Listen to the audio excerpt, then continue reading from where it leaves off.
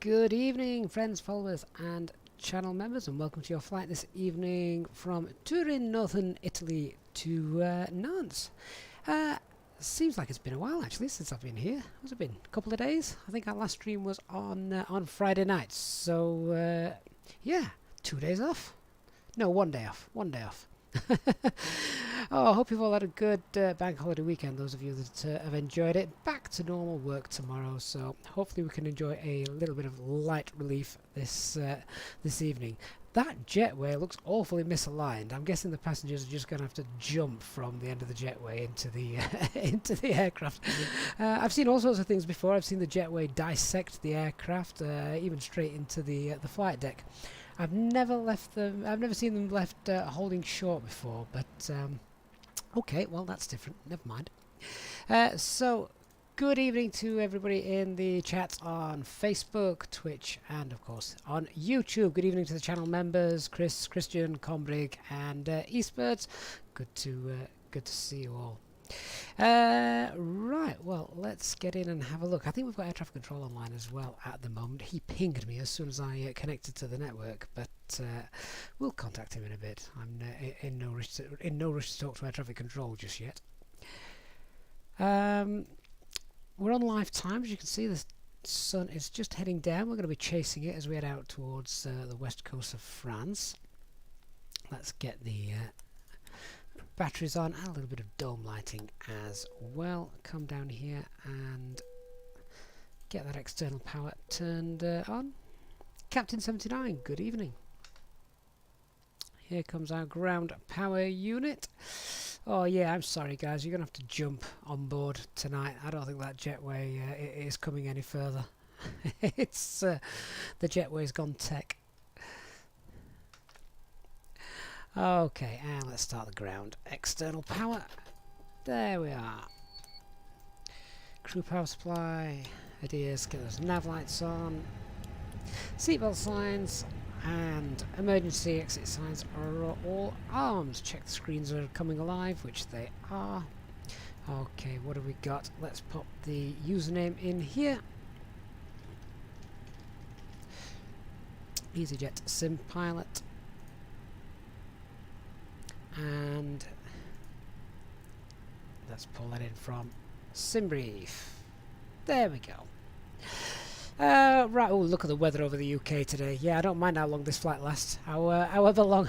As soon as I finish this flight, I've got to walk the dog, and that's the weather I'm walking the dog in later. I need that to blow over.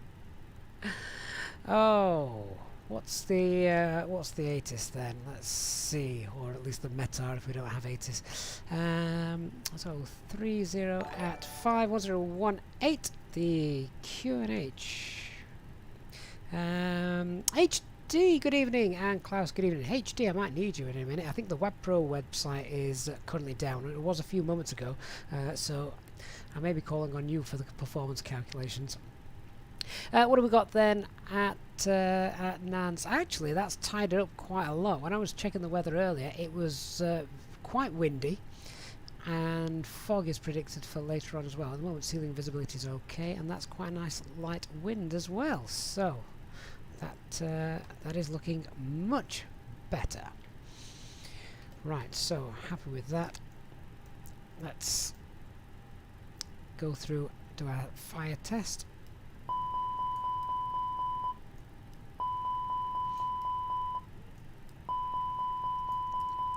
All fire tests are good, and we'll leave the fuel pumps off for the moment and check to see what fuel we're going to load in then.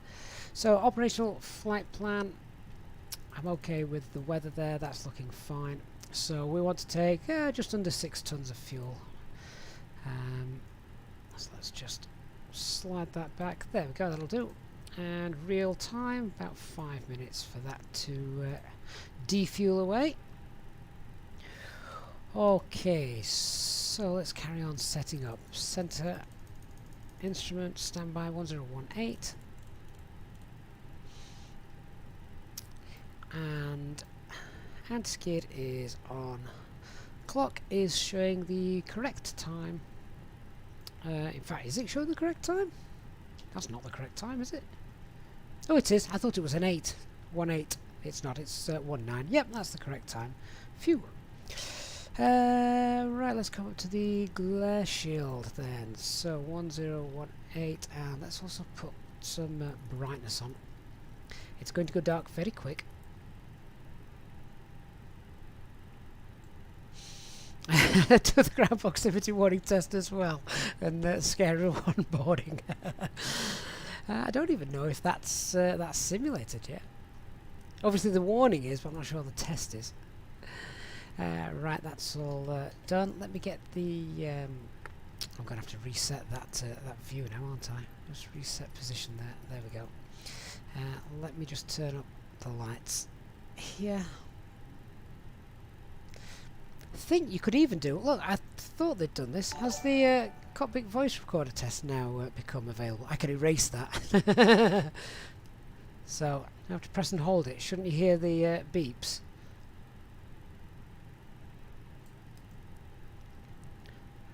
Does anything show on the eCam when we do the cockpit voice recorder test? Not that I can see. Oh, I thought that was going to. I thought that was going to beep away when we did that. Maybe that's not. Maybe they've not popped that in yet. Oh, what have I just turned off? Don't turn the packs off, not yet. Okay, let's come down to the centre then and turn these up. Magic Gnome, does the experimental version use the new SimBrief values? It does, for that profile that I showed earlier. We're going to be using that again tonight just to see how that works. Turn those off. And turn the upper eCam up. And of course the lower eCam. There we go. Alright, alignment then in about 4 minutes time. And we should also probably start getting the passengers on board now, shouldn't we? So we'll go to the ground page, we get the baggage and the catering, and we're going to start the flight.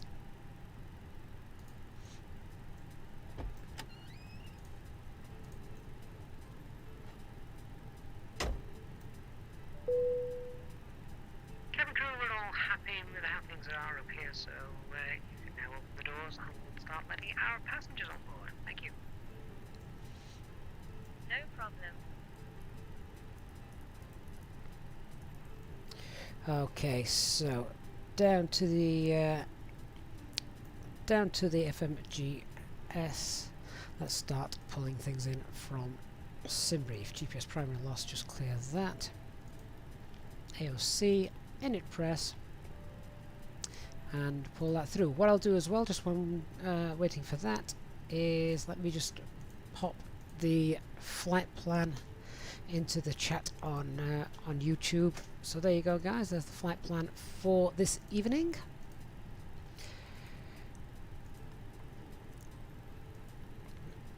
AOC, and let's have a look at the performance weights and balance. So skip the fuel page and go on to our payload. So only 150 passengers tonight. Harsh times. 15600 for the payload. 15600. Zero fuel weight then of 56.6 dead on. Does that match? Yes, it does. 56.6 and zero fuel weight. Center of gravity is 26.9. We can mess around with that, but we might as well just leave it for the default 26.9. But of course, make sure that matches here. 26.9. Just changes where the bags are loaded, and then we can check that payload. Right, so the aircraft's current weight, of course, was probably slightly higher than it will be because we are still defueling, as you can see. But the current weight is 62.5 tons, and takeoff weight 62.2. But we'll check that on the init B page as well in a moment. Alright, let's crack on. So, init A, pull that through. Can I turn that McDo up a little bit more? The alternate is, let's have a look. Jake, I missed 2 alerts. What kind of alerts? Lima Fox Bravo Delta. Lima Fox Bravo Delta. and of course change the flight number to the call sign. Easyjet Europe, so it's Alpine tonight, Alpine 34 Alpha Mike, and cost index of 8, flight level 380 minus 52 minus 55.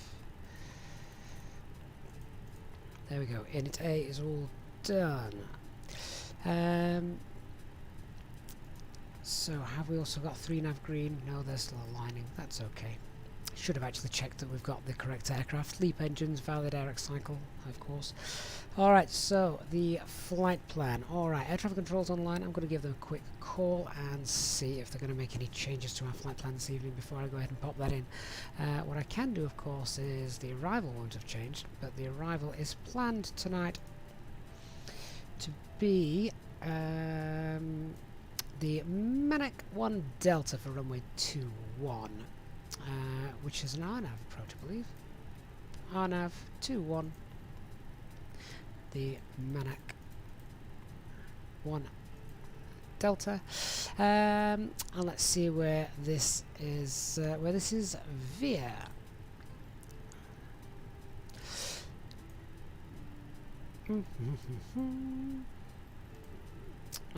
So from Lerach. Just check the initial approach as well. Yeah, so it's not from Needham or Nightham, it is Lerach. So that's all correct. And insert. Right, that's the arrival popped in. Let's contact air traffic control then before we have a look at popping the departure in, just in case it doesn't match. So, what's the frequency for the controller at the moment? We have got 127.45, I believe 127.45. So he actually pinged me telling him to contact him probably about half an hour ago, but I wasn't going to contact him that soon. 127.45. There we go. Initial climb 5,000. So we'll give him a call.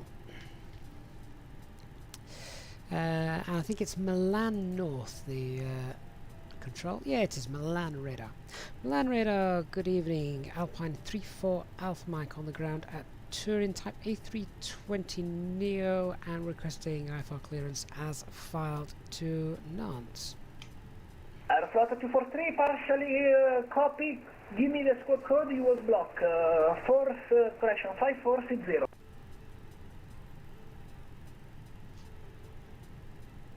Confirm squad code 5460 for Alpine 34 Alpha Mike.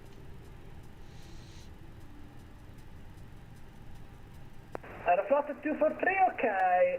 Readback is correct. QNH Genova Sestri is 1019er. Push and start. Approach. Call for taxi. Is he actually talking to me? He hasn't actually cleared me for anything. Main on radar, trade wind 74, holding at Charlie Alpha, 435 left. Trade wind 74, confirm, holding point Charlie Alpha 35 right. He must have been chatting to us. Yeah, 35 right, of course. Fair enough. Trade wind 74. Okay, thank you very much. Runway 35 right, clear for takeoff. Wind 190 degrees, 4 knots. Clear takeoff, 35 right, trade wind 74. Last station calling for Nantes in Torino. Eastbirds, he sounds like he's had a great day so far, doesn't he? Alpine 34 Alpha Mike, radio check. Loud and clear, ready to copy? 34 Alpha Mike, pass your message. Cleared to destination Nantes via Torino, Tango Oscar Papa 8 Alpha, then Itsusa 7 Lima departure. Runway news 36, initial climb altitude 5,000 feet, squawk code 5477.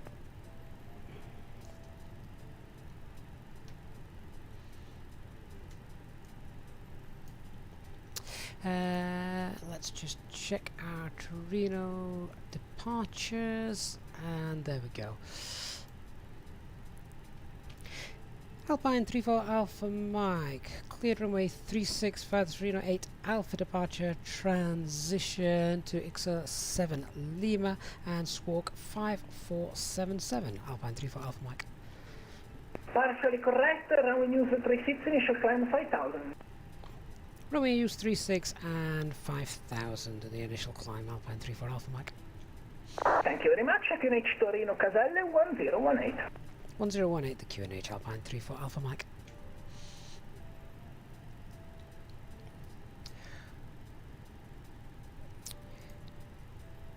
Okay, so we've got the 8 Alpha, the Torino departure just here, and then it's the Ixua, or however you pronounce that, which is from Torino, just there as you can see. So at Torino, proceed direct to Ixua, and our initial climb is 5,000 feet. And just while we're here, minimum safe altitude, just be aware we've got great terrain over to the west of the airport, which is why we take off, turn right, and come down to Torino. So minimum safe altitude as we depart to the east is 3800. HD, 1 second, my friend, I'll get that for you. Right, so happy with that. Let's just set those. 190, trade wind 74, thank you. Airwings 8 Echo Bravo, Milano radar, contact Munchen 132.72. Ciao. And Munchen 132.725, Airwings 8 Echo Bravo. I'm just turning air traffic control for a minute. 5,000 is set. Let's come back and now pop that in. So we're departing runway 36. It is the Turin 8 Alpha, and the transition. I thought the transition was actually top. Let's just double check that.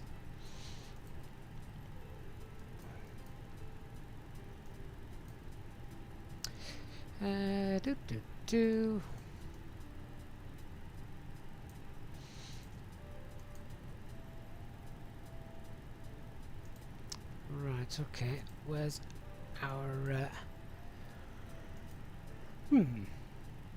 okay. I've got none of the transitions, or none of the correct transitions showing there, which is a little bit frustrating. Let's have a look on the navigation map, see if we can find a correct one. So it's not that. That looks the closest. Not that one.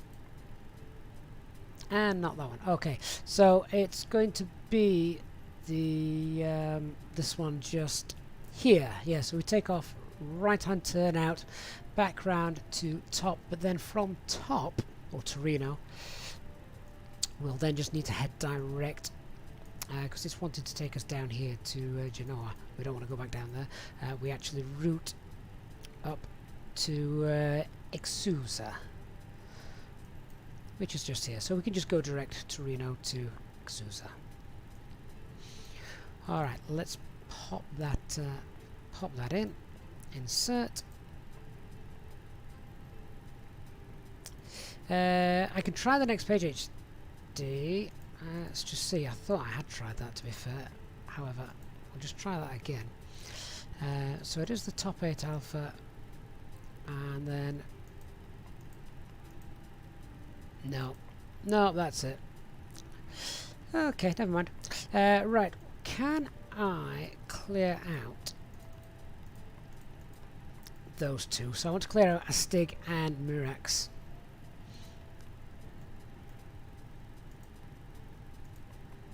There we go, that's what we want to do. Top to Ixusa, which is correct. The 7 Lima transition, so at top, proceed to Ixusa. Spot on. Insert.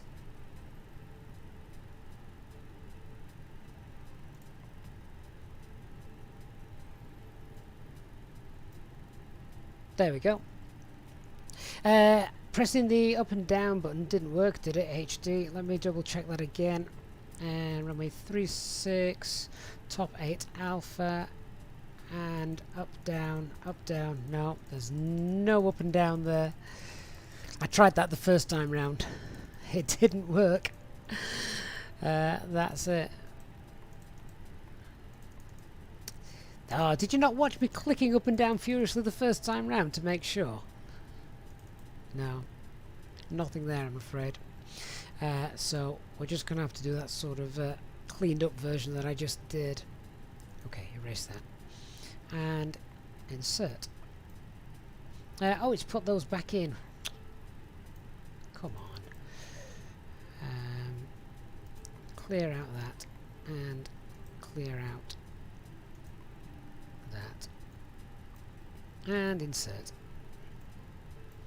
There we go. That's essentially the routing anyway. Right, but now that's set. Let's go to managed nav 5000. Right, that's all set. RadNav page. We shall just for our situational awareness. Oh, the passengers now all on board. Where were we?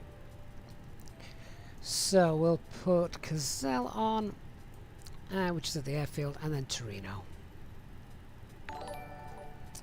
Let's have a look. Eastbird, next time. Oh, thank you very much for your lovely, kind donation. Eastbird says, next time you're taking the kids to the airport for plane spotting, the beer is on me. And have a Yorkshire tea myself. Oh, the Eastbirds, you're so kind. That's the problem. When I take their kids to the airport, I have to drive. So, sadly, the beer isn't always flowing as much as I'd like it to. That said, about 5 minutes away from where I live, or a 10-minute walk from where I live, there's the train station, and I can get straight to Manchester Airport from there, and I have done that before, just for a day out.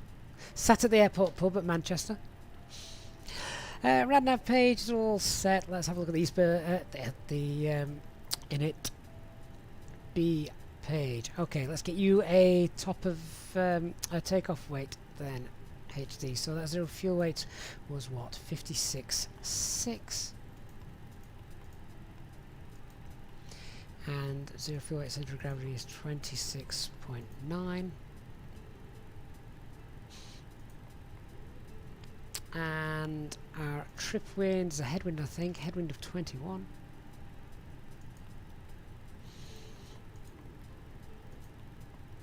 Okay, fuel planning, what did we load? We loaded on just under 6 tons, didn't we? So fuel planning, aircraft suggests 5.2. That's good. Right, what have we got on board? Is refueling completed now?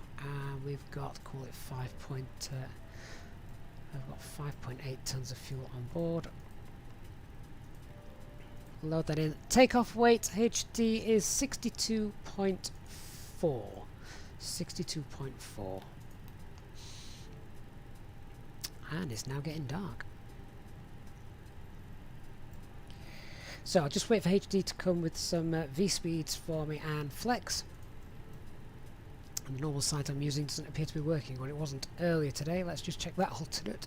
1.4 for the alternate. There we go. Okay, refueling is completed, so let me close the fueling panel down. That's all done. We can get the fuel pumps on, and we'll start the APU. 1, 2, 3. APU is now on, and we can get rid of the jetway, and main door can close.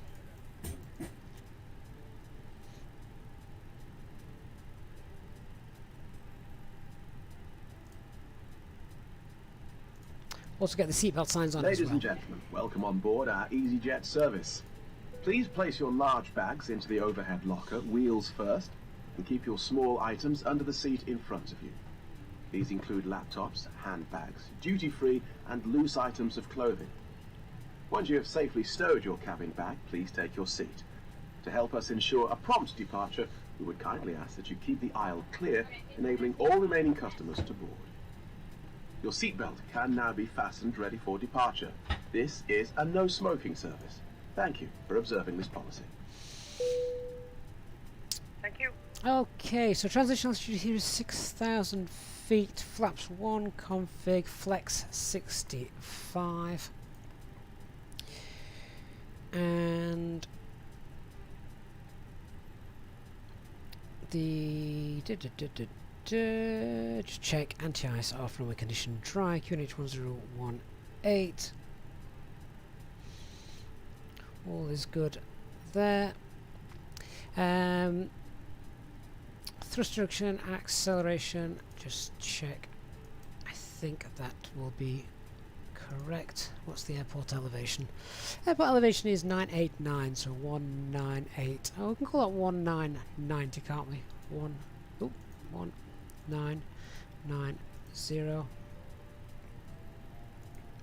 1990.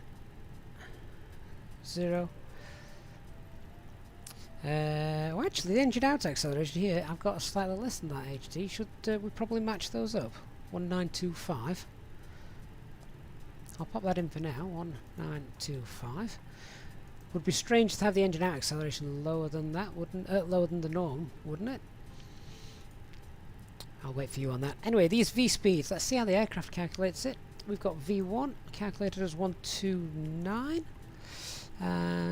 That's a lot lower than the real calculations. See how close they are. A little bit off this evening. Let's go with the real world ones. 134. VR is 135. And V1 is 135 as well.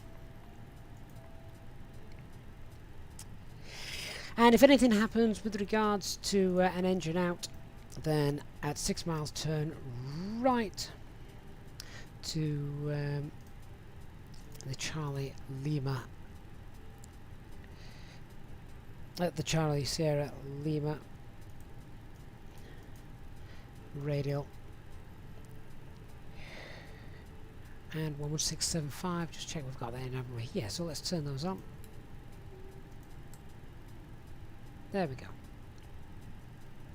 Prowler, what I would normally do to get my flex temp is I'd use this website just here, which is a great one to use, WebPro, but for some reason it wasn't working tonight, so I've had HD, who's very kindly able to provide us with real-world information for that. So, other than that, I think we're now all set to start cleaning the aircraft up and pushing back. Dashboard, just check, we've still got 1018 QNH, that's not changed. And what I will also check as well is now all the passengers are loaded. What is the centre of gravity for the aircraft is 27.1.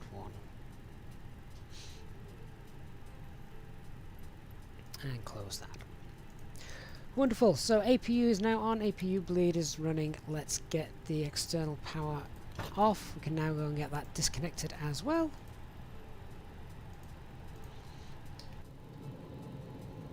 And we're all ready to go. So let's talk through our departure then. So we're at gate 111, which is just here. Just zoom in a bit more. So we're at gate 111. We're going to push back. Presumably then we're going to be facing south, taxi down via Lima, all the way down to Golf, holding point at Golf just there. Then on departure, above 2,000 feet we make this right hand turn, maximum 200 knots in the turn. So if we just check, yeah, we'll make that turn with the flaps 1 still out, so we'll keep in config 1 until we've made that turn, holding 200 knots.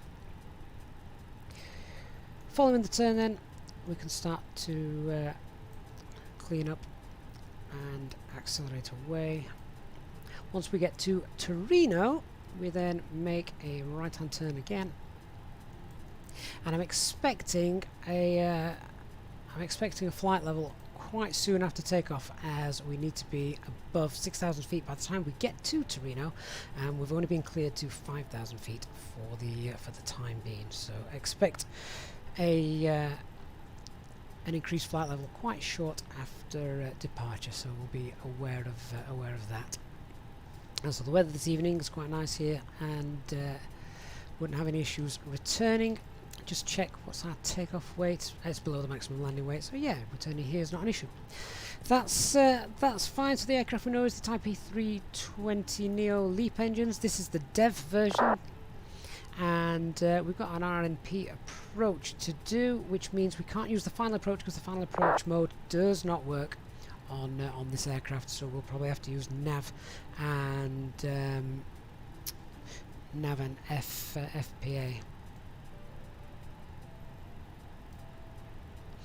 We'll need to select S-speed after takeoff because the sim won't target it. Will it not? Let's set that. What was it? Max 200, wasn't it? There we go. Right, that's all set.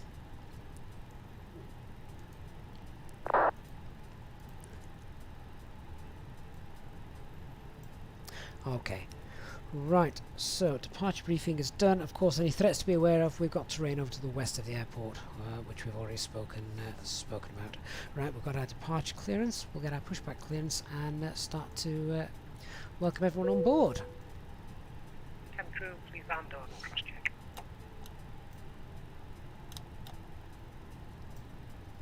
So let's get our pushback clearance. Let's tune back to Milan. Check this down.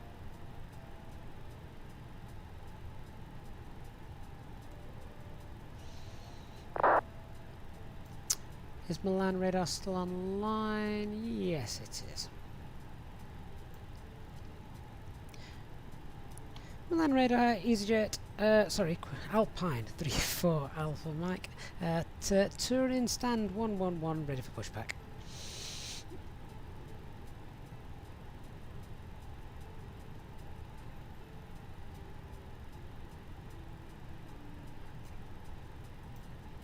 Okay, Alpine 34 Alpha Mike, push and start approach, call for task. Push and start approve and facing south for Alpine 34 Alpha Mike. Crossair 310, Milano radar, turn right 350, cleared by EGS 01 Lugano, report established. Right then 350, cleared IGS approach 01 at Lugano, Crossair 310.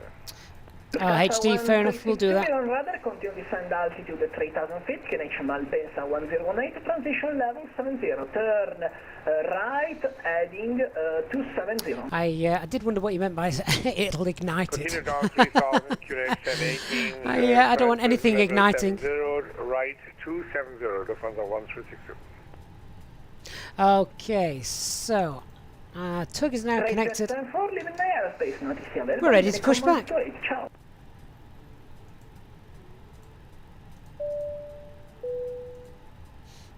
Ladies and gentlemen, on behalf of myself, the first officer, and Trade wind 74, Milano radar, leaving airspace, Unicom 128, ciao. flight today.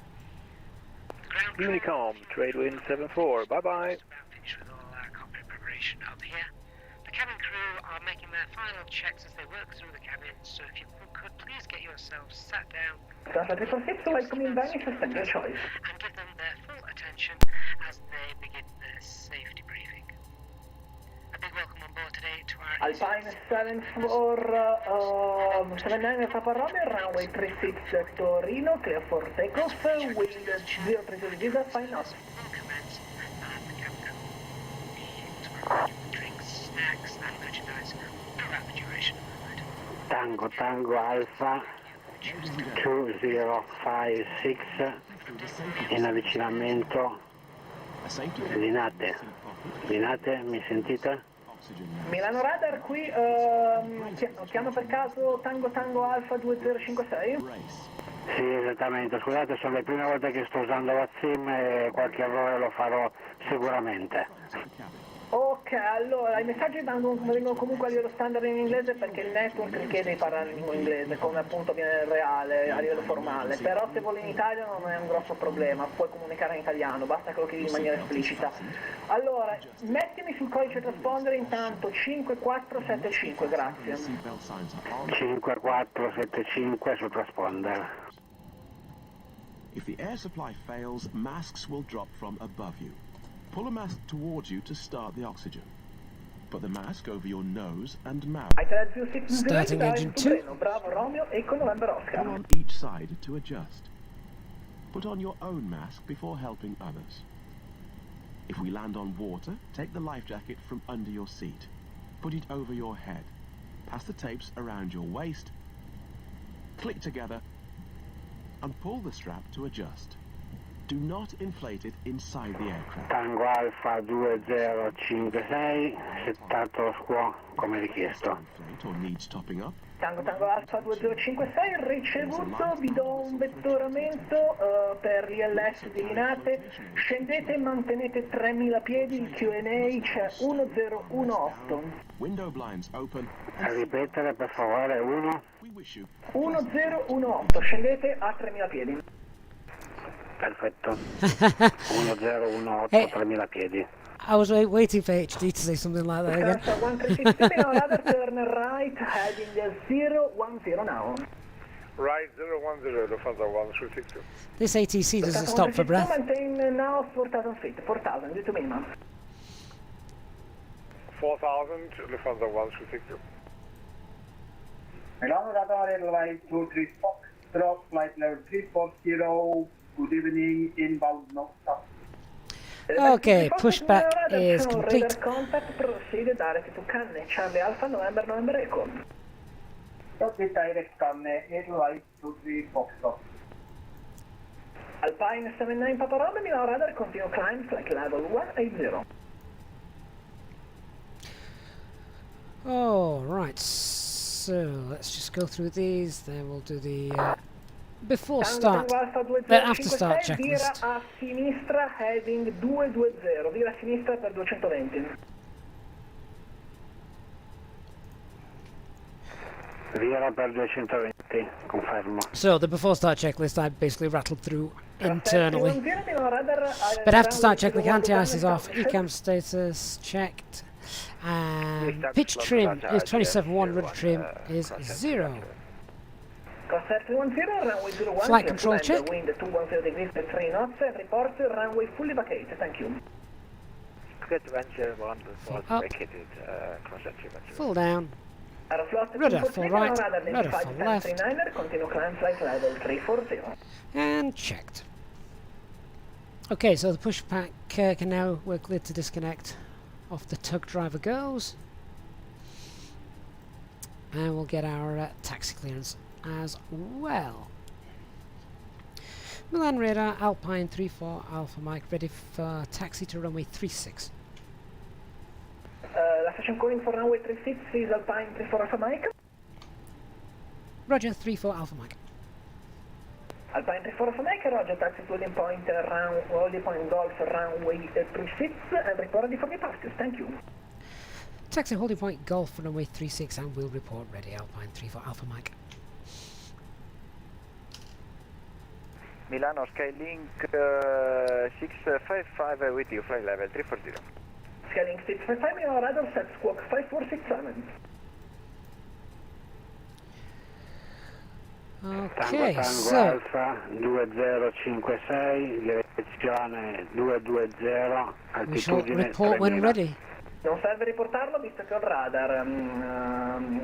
Skylink 655, Milano radar, please set squawk 5467. 5467, Skylink 655.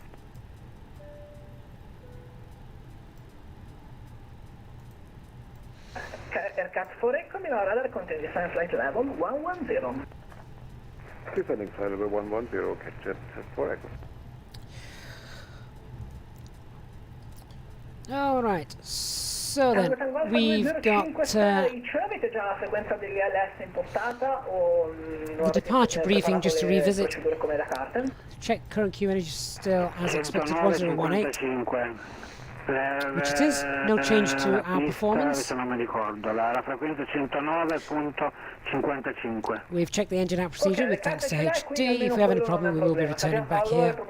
Departure matches what we've got on the FMGC. Stop altitude 5,000 feet. Nessun problema perché comunque i supervisor sono anche qui per aiutare.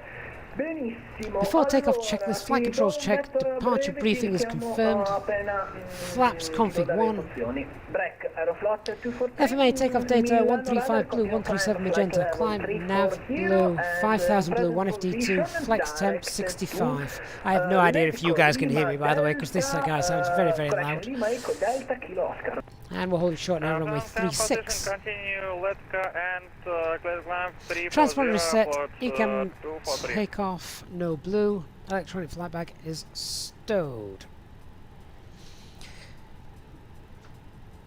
Milano Skylink 655 ready for descent. Scaling 655, Milano radar, identify, descent. Strangely enough, the lower ECAM's not gone back to wheel page. Oh, there it is. And level 180 takeoff, expected, let's check, we've got our brake fans, brake 35 temperatures are all left, fine, depth, takeoff clearance 2 echo, and line-up scaling clearance we'll obtain in a moment.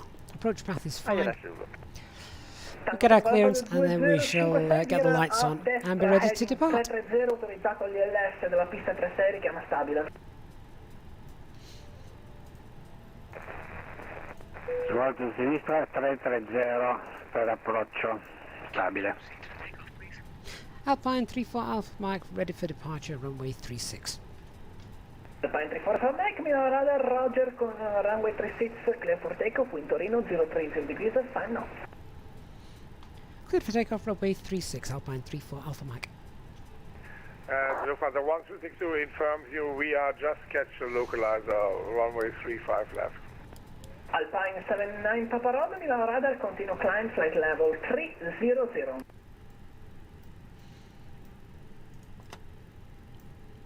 Okay, let's line up. And we'll run the before takeoff checklist below the line. So cabin secured. Engine mode select norm. With the wind skill to left 35 left, vacating to the left, we report when we TCAS vacate the RA tilt above. Packs are off, anti-ice is off.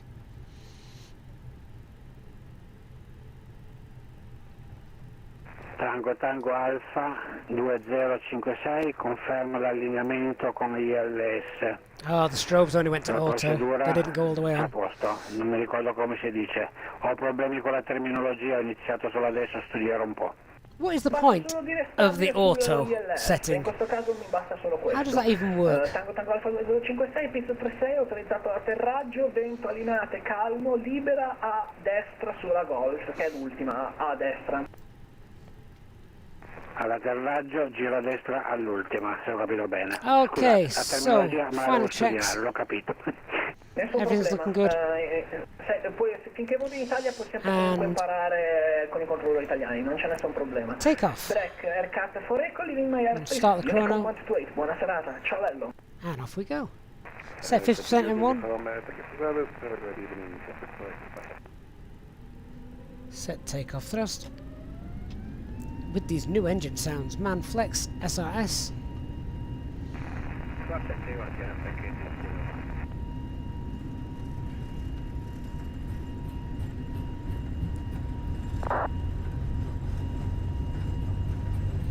$100 knots. 310, welcome in Lugano, ground time for 5, and your choice.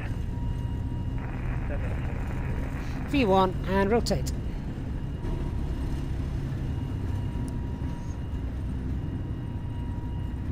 Nav. Skylink 655. Skylink 655, Milano radar, track miles 105 nautical miles, touchdown zone, proceed directed inler, India November Lima, Echo Romeo. Roger, thank you. Direct inler, Skylink 655.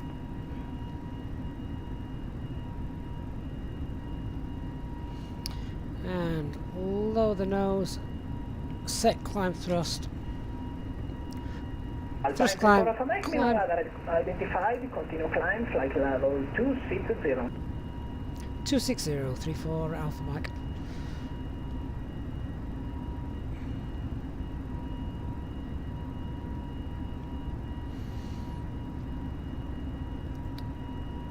Okay, autopilot 1 engaged. Pax 1, 2 on. Set flight level 260. Standard pressure. 260 blue.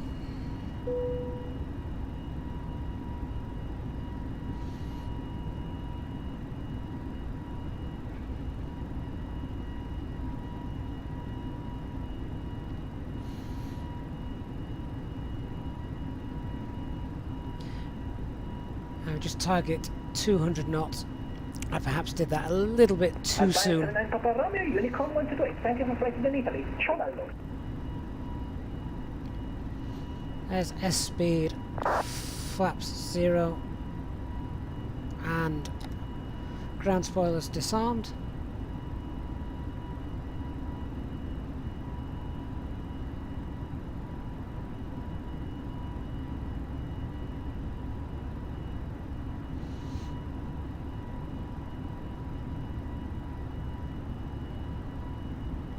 Uh, 190, sorry HD, yeah. My mind was on the speed restriction.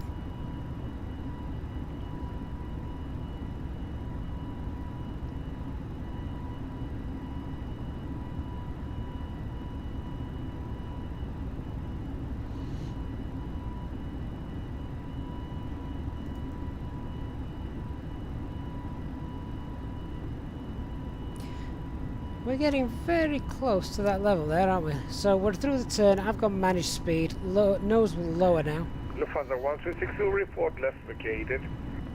Lufthansa 1362, welcome in Malpensa on ground time for... I'm looking forward to that debrief already. Gate of our choice, Lufthansa 1362. Thank you very much.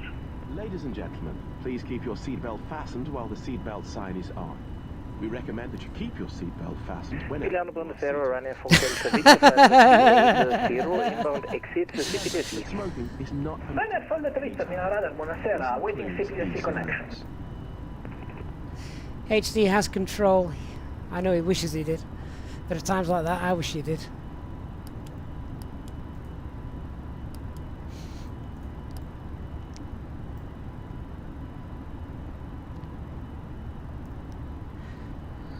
Oh, we're now above green dot and climbing away. Let's release the cabin crew. I need a drink.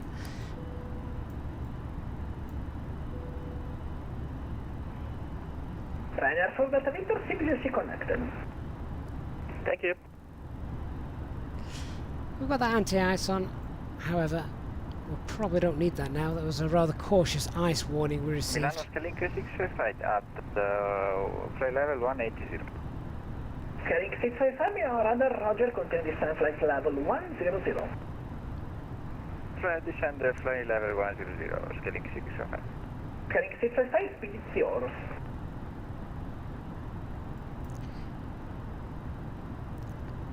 So we're now turning to the right to Exusa, Captain Bruno, or however we say it. Milano Radar, buonasera, loud and clear. I'll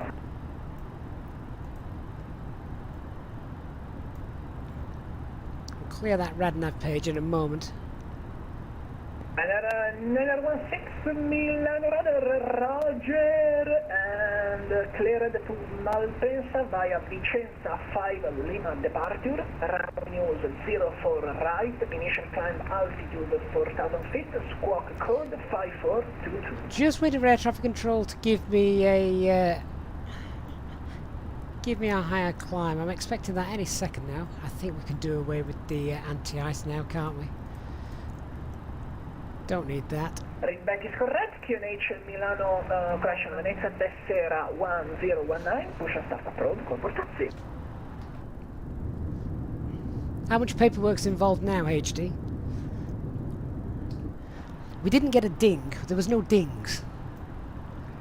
Tango Tango Alfa 2056, richiesta istruzione per taxi. This is what happens when I don't get my jam and toast tea. I can't stay awake long enough in an evening to concentrate.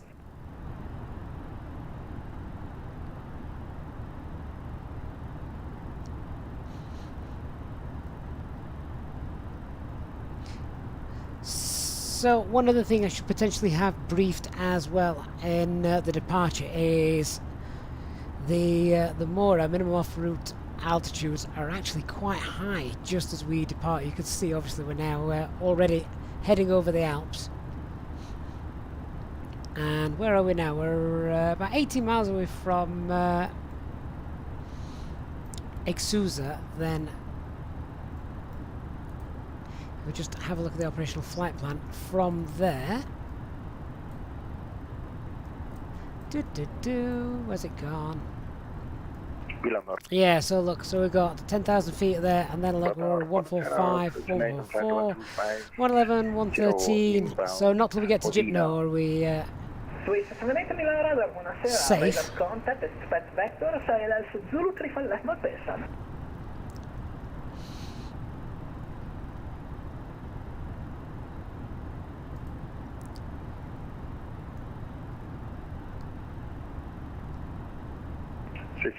Please say again, I was blocked on the line. Maintain flight level 250 and expect vector, SILS Zulu 35 left Malpensa, sir. so flight level 200 and seatbelt signs can come off for the passengers. Runway 35 left, expect vectors, Swiss 780. ILS Zulu, sir. ILS Zulu.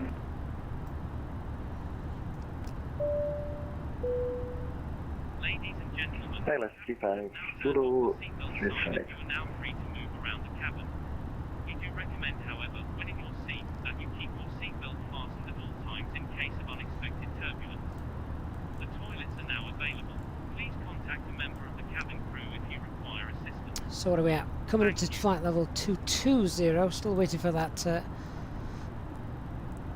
climb to our final cruise altitude of 380 from air traffic control. So HD, I think the confusion, I mean we can talk about this when we get to cruise, but now with the custom autopilot from Fly-by-Wire, I thought it did target your speeds that you'd popped in. I'm sure I've done it before. We're going to have to test it, aren't we? Maintain flight level 340, call you back shortly, don't worry. Roger, thank you. Alpine 34 for Mike, thank you very much for flight today in Italy. No ATC available in Switzerland and French airspace, so Unicom 128, Chavello, see you next time. It is HD, that time between the two is about 20... No, where is it? Gipno and Exua, how would we say? 20, it's 10, about 10, between 10 and 12 minutes. 10 and 12 minutes. We're going to get some turbulence going here over the Alps, aren't we? We always get turbulence coming over the Alps. Not exactly really high over the Alps either.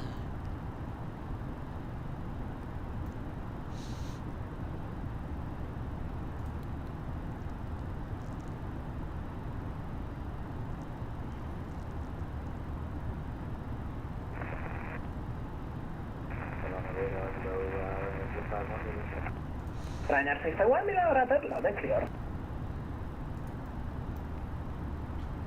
Alpine 34 Alpha Mike, pass your message again, please. Alpine 34 for Mike, yes, leave to Unicom 128, bye-bye. Over to Unicom now for Alpine 34 Alpha Mike. Thanks for the service, bye-bye. Right, so that's speed alt star, we're going over to Unicom. We can now clear ourselves to flight level 380. Select flight level 380, thrust climb, and 380 blue, and switch the radio to Unicom. Oh, it's going to be much more peaceful now.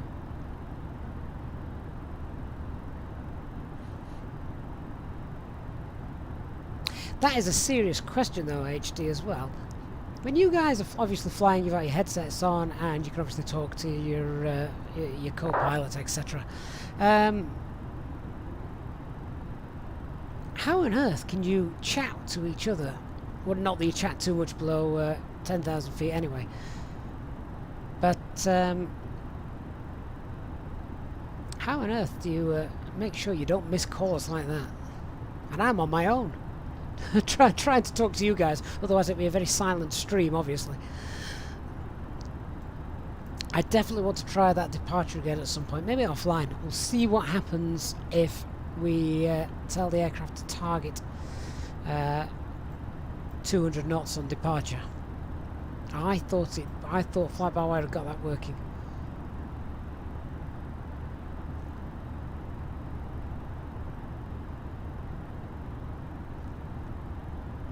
HD selective hearing. I'm married. I thought I already had that. Married with 4 children. Maybe I just blocked too much out now. That's my issue. Alright, let's clear that red nav page out.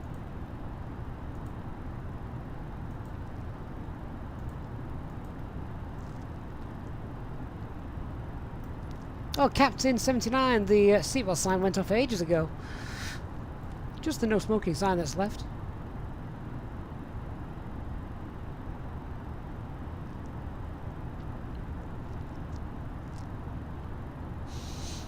So I think we're steady in the climb at the moment. This gives us a little bit of time to...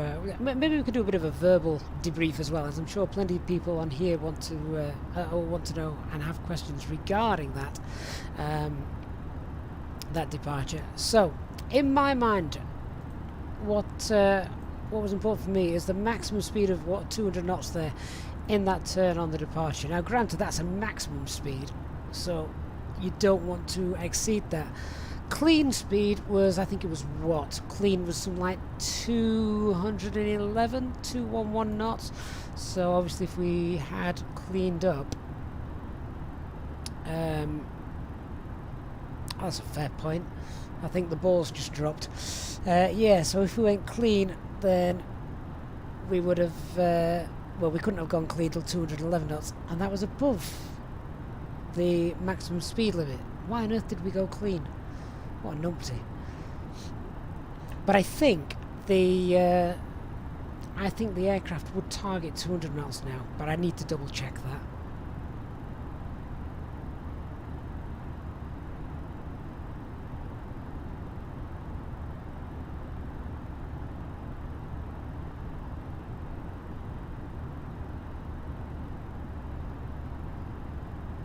So I think Christian's just answered a question which a few of us... has just asked a few questions. Asked the question some of us wanted the answer to there. What are we doing with that speed?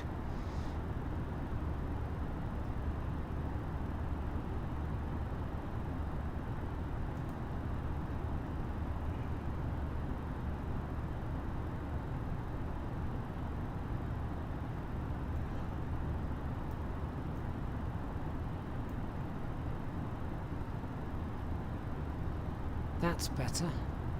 Sorry, just ignoring the chat for a moment while we get that speed under control.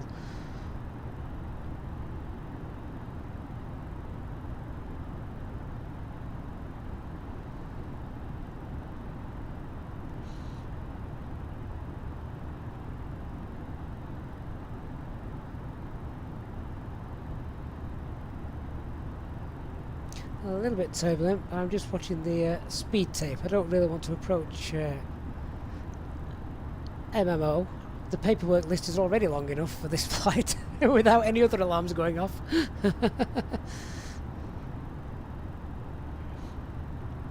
HD, I think I just flagged that off myself. Why did I retract the flaps before 404?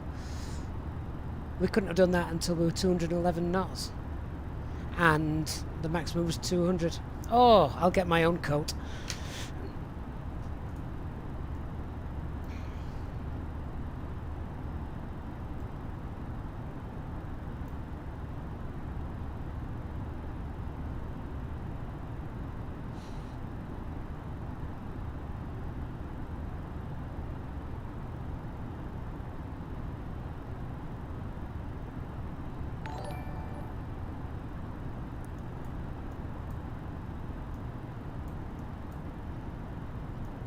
Jan Ray, you've been a member for 3 months now. Fantastic. Thank you very much for your continued support.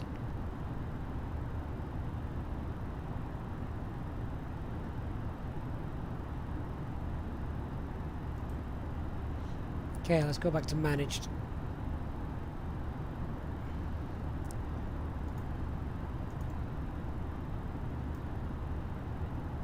I think this aircraft here in the sim is set to 180 seats.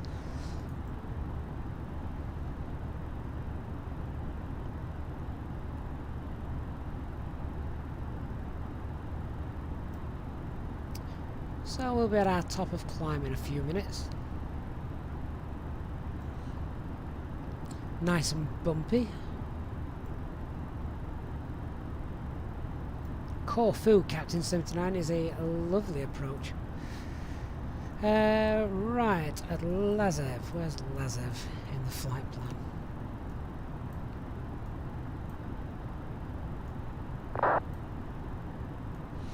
So about 45 minutes in, there could be a bit of turbulence there as well.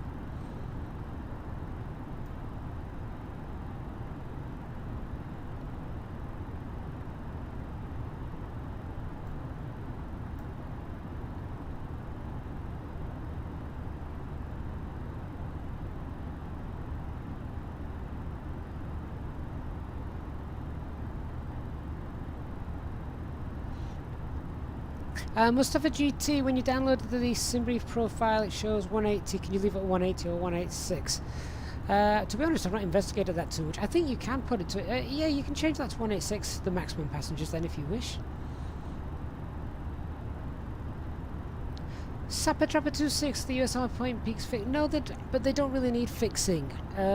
So the USR point is sort of like a point in the flight plan where it's almost like an unknown. So, oh, how can we give a quick example?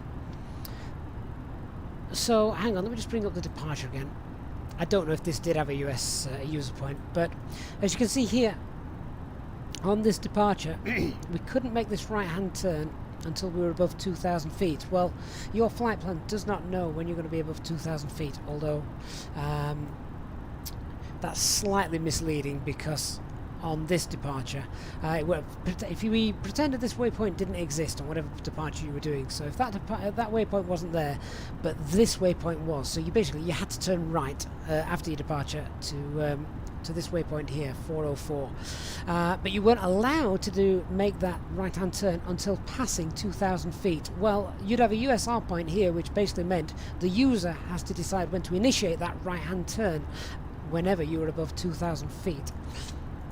So I hope that made some sort of sense.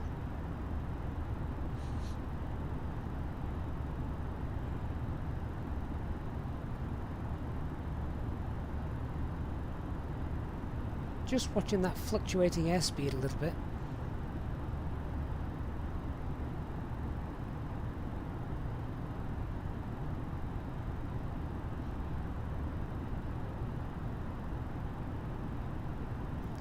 And there's Mac Alt Star.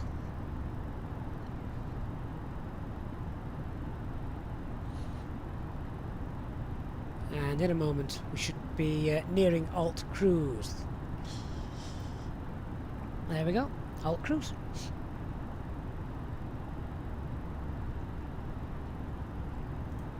So given the nice headwind that we've got as well, we're now chasing the orange sky.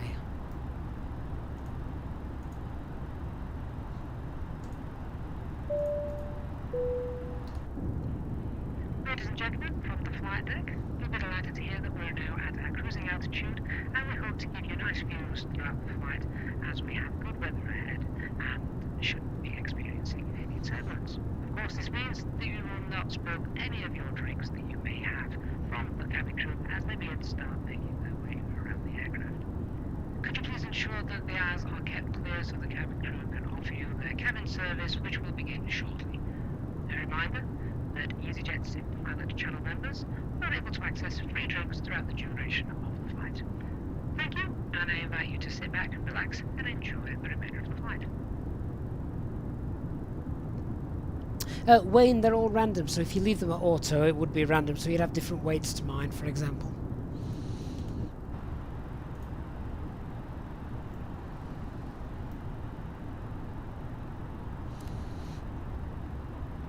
Oh, Dark, good evening, sir.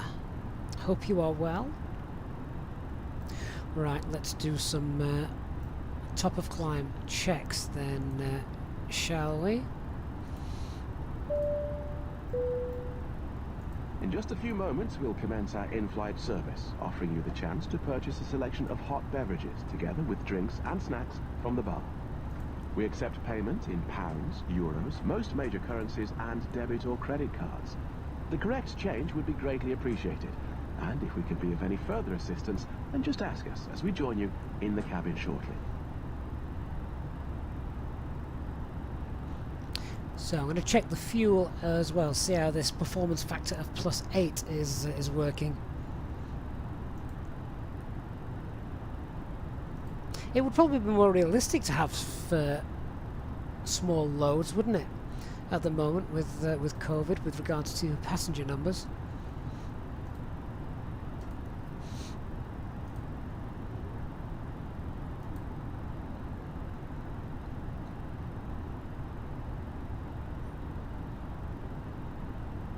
Matthew on Facebook, would it be possible to do a total newbie walkthrough? If you can get yourself over to the Facebook, not Facebook, sorry, if you get yourself over to the YouTube channel, there are plenty of tutorials on the Easyjetsimpilot YouTube page that should hopefully walk you through a lot of the basics for that.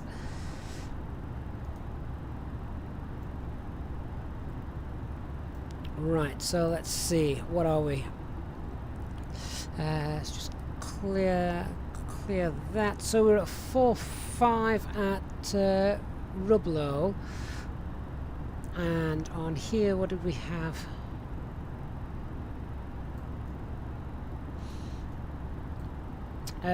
So 3.8. 3.8 on here.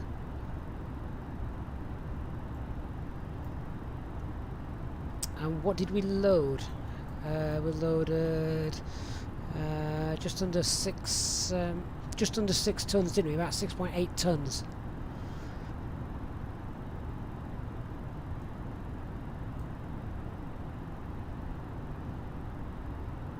So with the alternate final reserve contingency, that's probably not far off, is it? That's actually pretty good, I think. So that seems to be working. We'll obviously keep an eye on that as we progress. How are we doing time-wise? Contingency HD, you've probably seen it by now as I've just shown it. So the contingency was 156, about 5%. There, of course, the alternate and final reserves.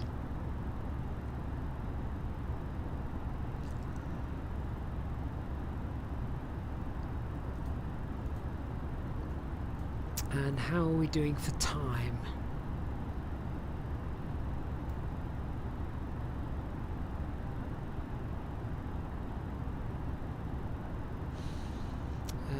So should be at Rusit in a moment. We've been flying for 25 minutes.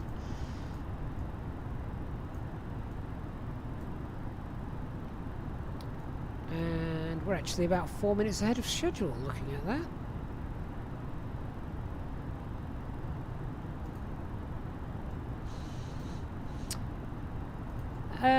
Cabrera, what brand of the RAM did I get? Oh, do you know what? That's a really good question. I can't remember now.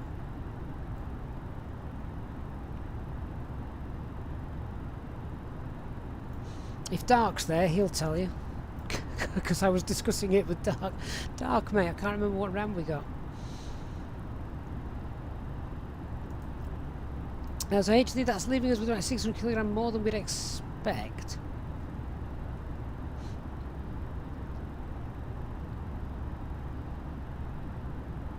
Yeah. Yeah, because we've got... that was expecting what? Was it 3.8?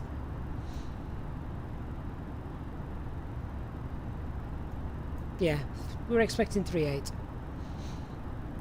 So with the contingency as well, like I say, take a couple of hundred off that. It's about 400 kilograms more. That's alright, isn't it? That orange sky's coming back as we're chasing it.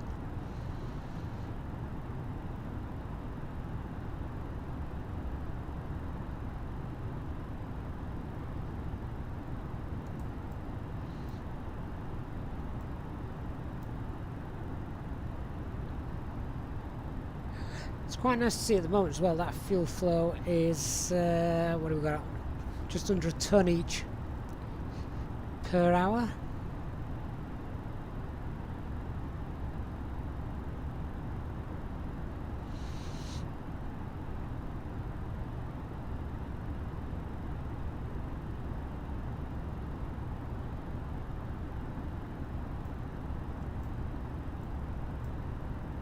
So it's about it's about half a ton then, isn't it, HD? Because we've got, where's it gone? Where's it gone?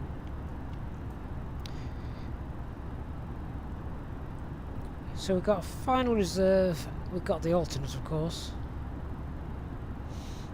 Or is the alternate taken into account? So we've got the final reserve, we've got the contingency of 156, and that's about a ton, or just over a ton.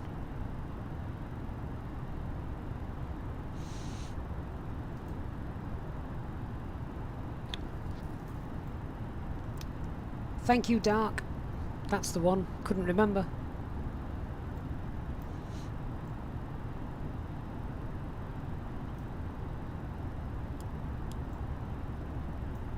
Put the lights back on. What's the latest from Nantes weather-wise? We're still good. Those weather's still holding.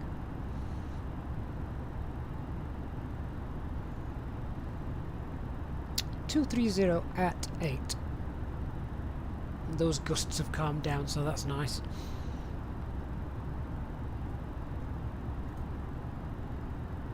I'm just watching the radar map up here. I live somewhere around about where the finger's pointing. And at the moment it says it's not raining, so I needed to hold out there before I have to go walk the dog before bed.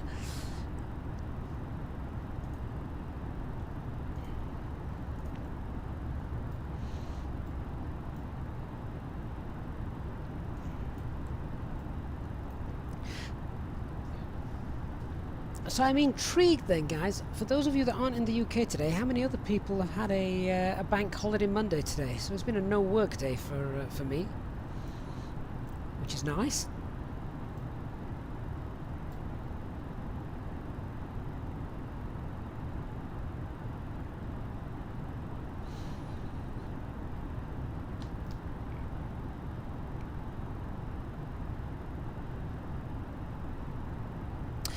So HD, that's interesting. Well, that's good knowledge for us all to try and remember. So the fuel at the waypoint is what you'd need in the tanks to land at the destination with only your alternate and final reserve. Something else to try and commit to the memory bank. So obviously you've got the contingency fuel in the tanks and any extra we loaded. I don't think well, I say I didn't load any extra. To be fair, I did because I wasn't perfectly exact with the slider, so I might have taken an extra 100 kilogram, I think. So yeah.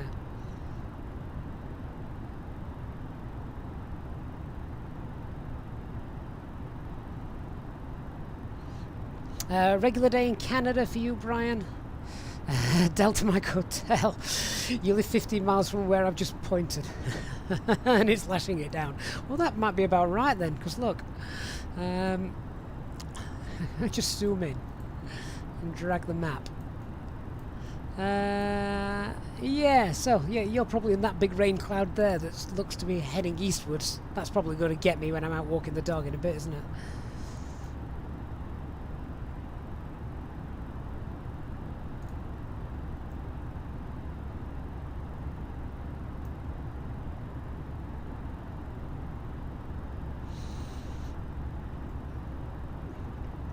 There's Orion starting to rise up.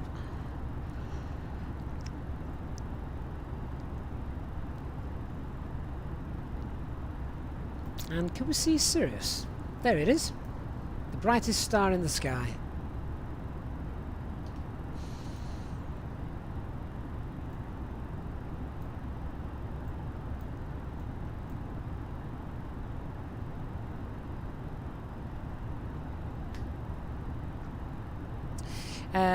So HD, the sum of the contingency plus the extra fuel should be what you have over the OFP value. Anything on top is just fuel you haven't burnt. Ah, fair dues. It's nice to see it in black and white.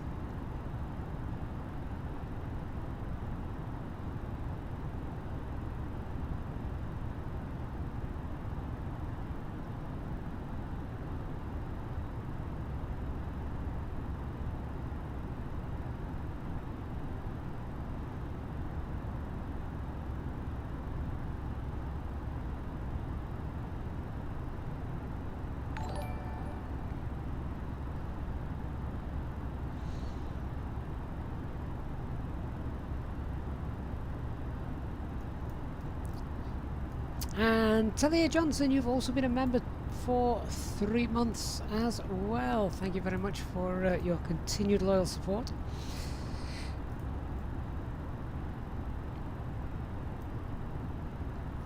So as everyone who may have recently downloaded the dev build over the last couple of days noticed there is now some new sounds in the flight deck. I think probably one of the biggest sounds that most of you will have heard is the thrust reverser sounds.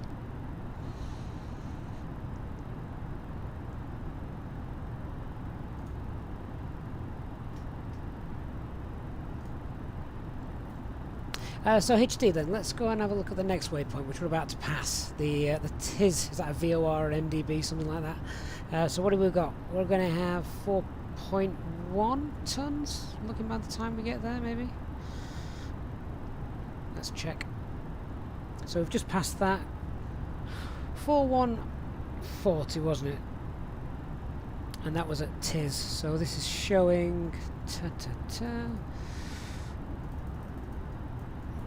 Scroll down, find it. There.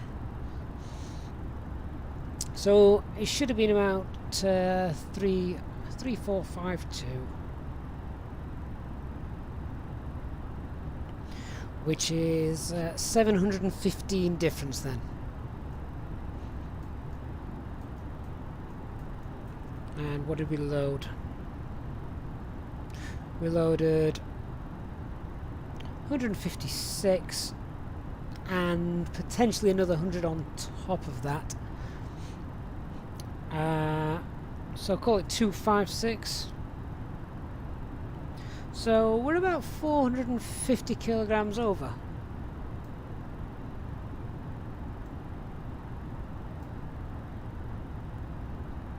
So that's all right. Particularly as this is an RNP approach, and if we have to go around, we'll use the extra fuel.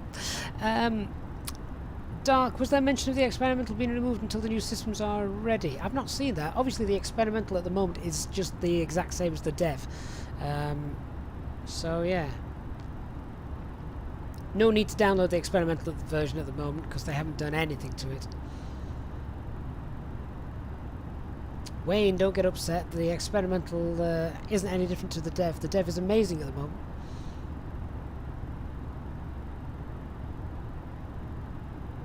Paradox, you don't have too much fuel. It just means that we've burned about 400 kilograms less fuel than planned, and that's great. To be fair, we cut one of the corners as well, ever so slightly during takeoff. Where's that chart gone? Come back. Yeah, so instead of flying all the way to Torino, we actually cut this short a little bit, so we saved some fuel there. That was probably a bad map to show that on, wasn't it? Try again. Yeah, so we were heading around here to Torino, but from about here we made a turn, so a little bit of extra fuel saved there. And if you can save fuel, it's great. Dave, good evening. You're a bit late tonight. No, you're not.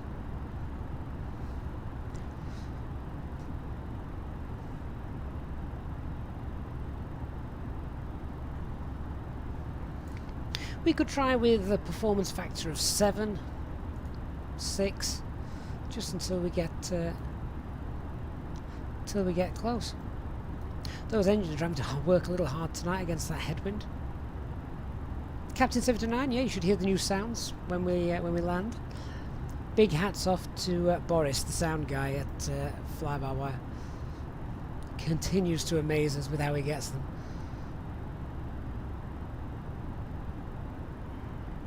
Matthew Aviation, you're doing a 6-hour flight to Hawaii. Where from?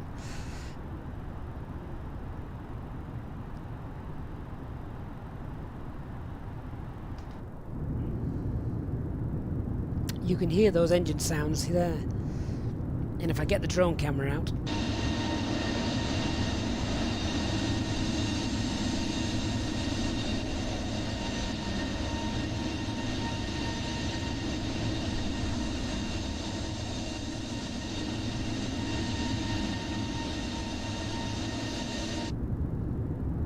sound amazing.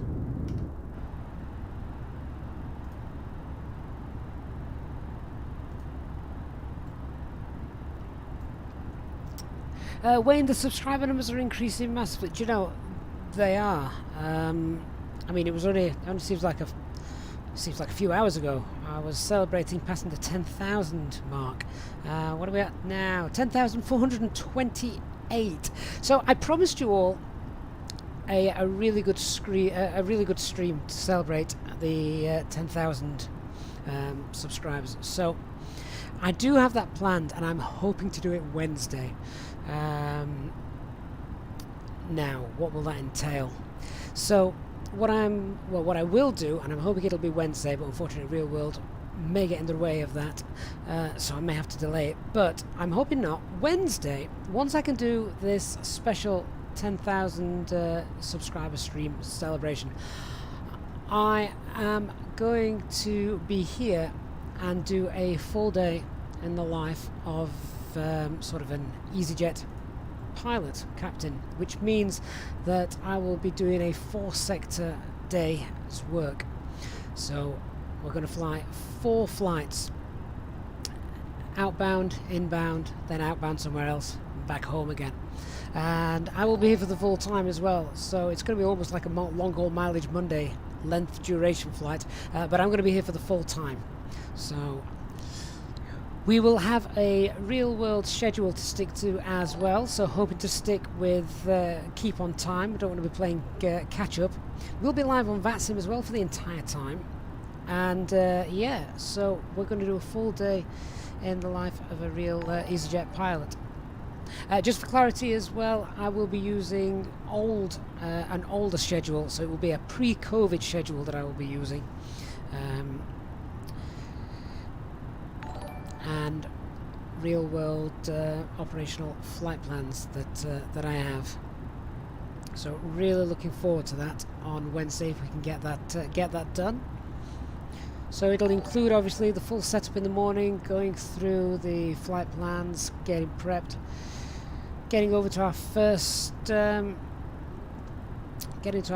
airport, first flight, doing the turnaround, getting the passengers off, getting the passengers back on, getting everything ready. Of course, air traffic control is online as well. We'll have to liaise with them as you would do in the real world, and we'll be then heading back. And then once we've landed, we'll be heading back for the start of the next sector. So really looking forward to that. Delta Mike, are you going to see me help clean the aircraft in between flights? No, I'll be running to the kitchen, the galley, to get food. And the dog's going to have to cross his legs. But I am looking forward to it. I'm going to spend a full day here. I think it's going to be coming up close to 7-8 hour stream.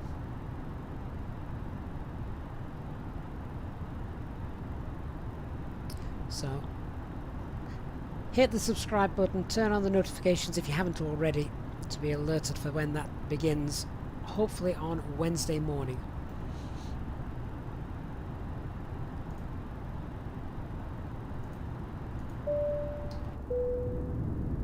In just a few moments, we'll commence our in-flight service, offering you the chance to purchase from our selection of fresh food available today.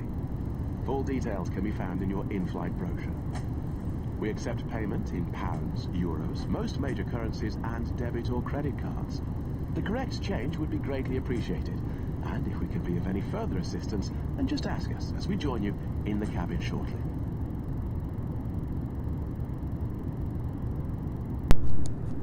So not much to see, of course, out of the windows on a nighttime stream. Wayne, yeah, the self-loading cargo crew do a great job at hoovering between the flights. I suppose in the real world, turnaround times now are nowhere near as short as they used to be, because they've got to do the whole disinfecting thing.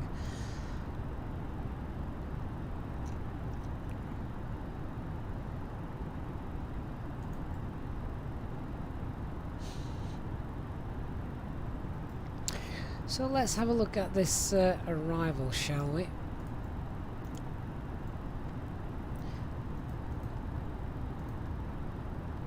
Just whilst we're doing that, we'll send off a weather request.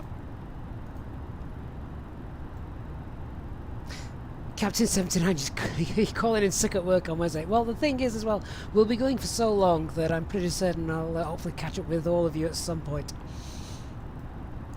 Right, so this arrival then, let's see what we've got.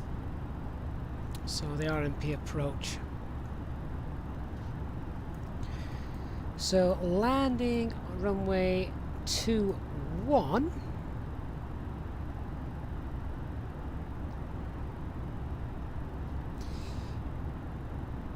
And it's the... which star is it that we're currently on? Why doesn't that want to load?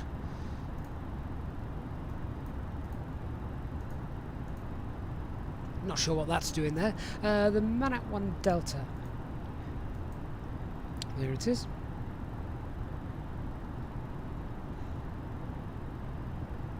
Manac 1 Delta, and we want to be at file 240 or below by then.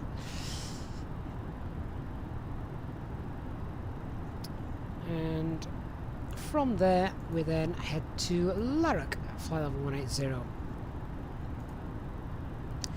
At Larrock then, down here, obviously out, and this way we want to check all the waypoints, all match up. So we should have Larrock 398-400. Let's go through that. Larrock 398-400. Then IRS 21. From IRS 21, then the final approach should have FRS 21. And that's our platform, which is 3,000 feet.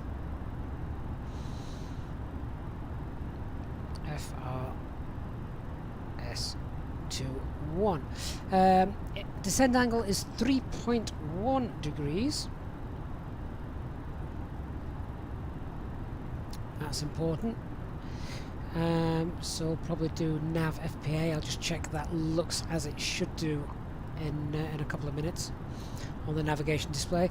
But something to be aware of course, the final approach track is offset 13 degrees from runway centerline. So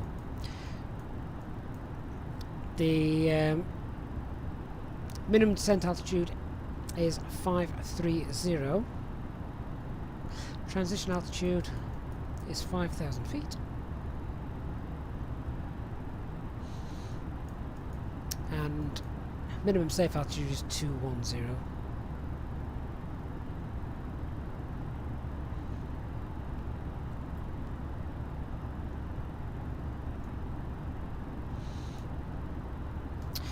Matthew Aviation, you're eating a nice spicy crispy chicken sandwich from McDonald's. Oh,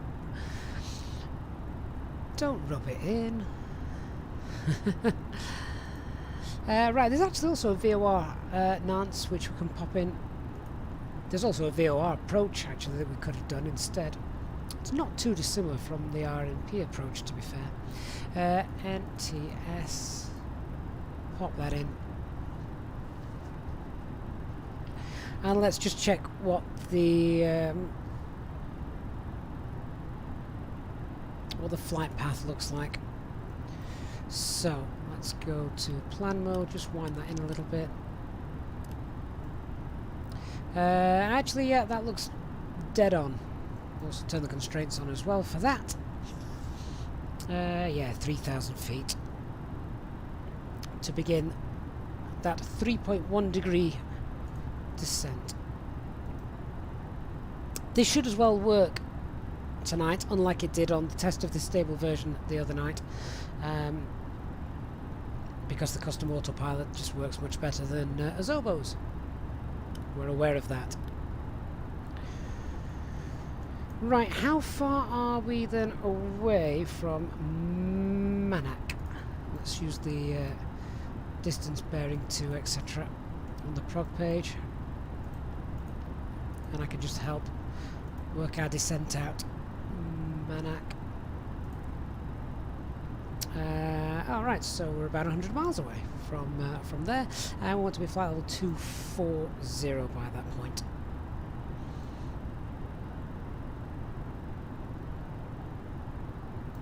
Matthew Pilot 1-1, you're currently controlling Stansted Tower. Oh, very nice. Right, this weather. Funnily enough, Stansted is an airport that I used to fly out of a heck of a lot on FSX. I had the scenery for it. So yeah. I also used to know a couple of pilots that were based there. Sadly no longer, as the base has closed down.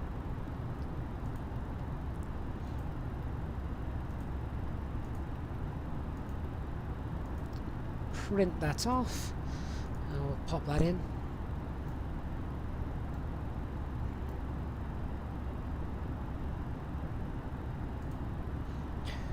Right, so performance QNH 1017.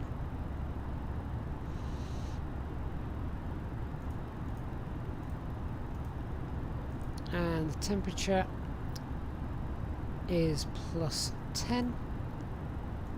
Wind is 230 at 8.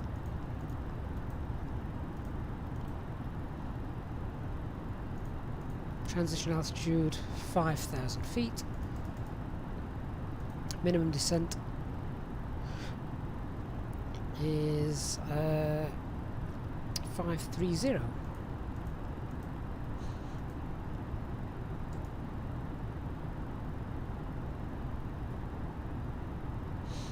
There we go.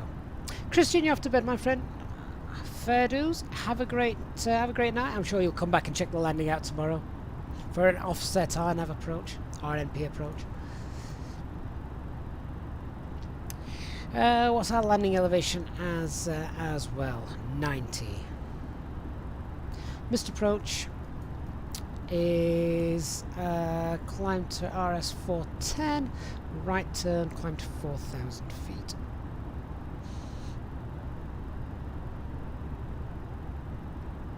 Yeah, so Kirill PG, it flies almost straight over the city, so great views to be expected. Shall we set the replay camera up?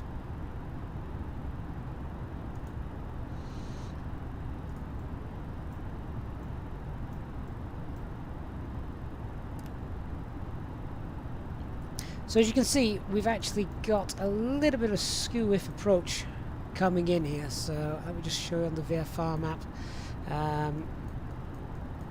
Zoom out a bit more. We're not really going direct at the moment, we're kind of going around the houses a little bit.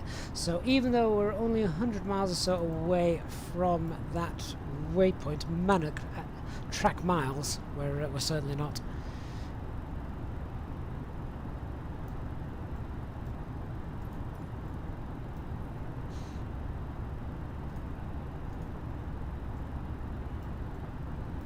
So, D-bag, about to pass that in a moment. We've got 3.5 tons of fuel on board. Ton, where are you?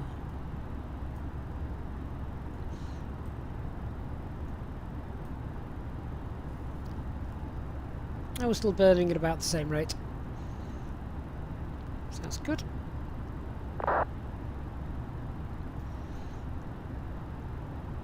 Looks rather hazy over there on the horizon, doesn't it?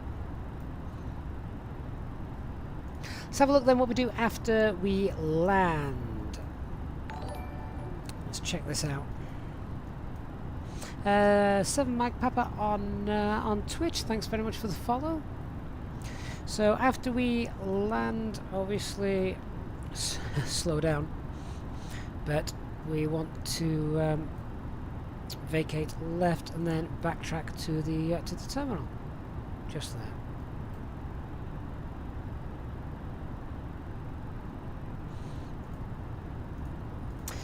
Michael, how do you put the weather radar on the right hand screen? It should be on automatically when the weather radar is turned on down here. Of course, if you've got the terrain radar turned on, then the weather radar goes off. It can't display both.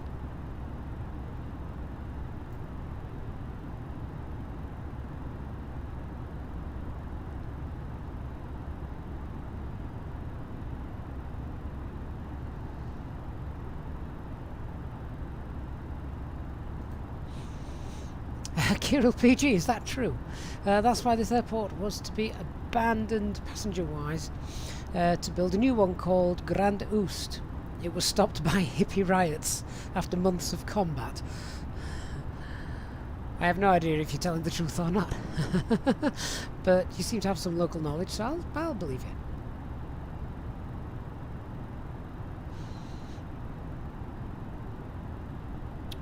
you. Wayne, yeah, you've got the... that's got to be one of the longest airport builds in history, hasn't it, Brandenburg? PT Cha, how to record your voice as a pilot self-loading cargo. You can use the built-in Windows voice recorder. Did a great job for me.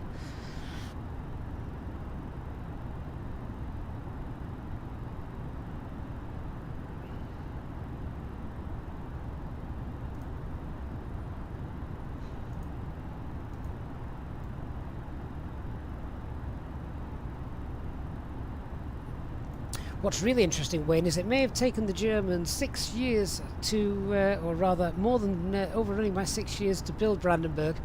It took Aerosoft about 6 weeks to build it in the simulator. Mako Simulations, good evening, sir. How are you? Hope you are well.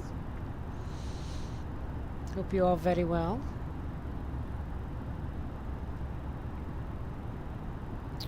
Afraid we're still darting around Europe at the moment, rather than my home, well, my closest major international airport of Manchester.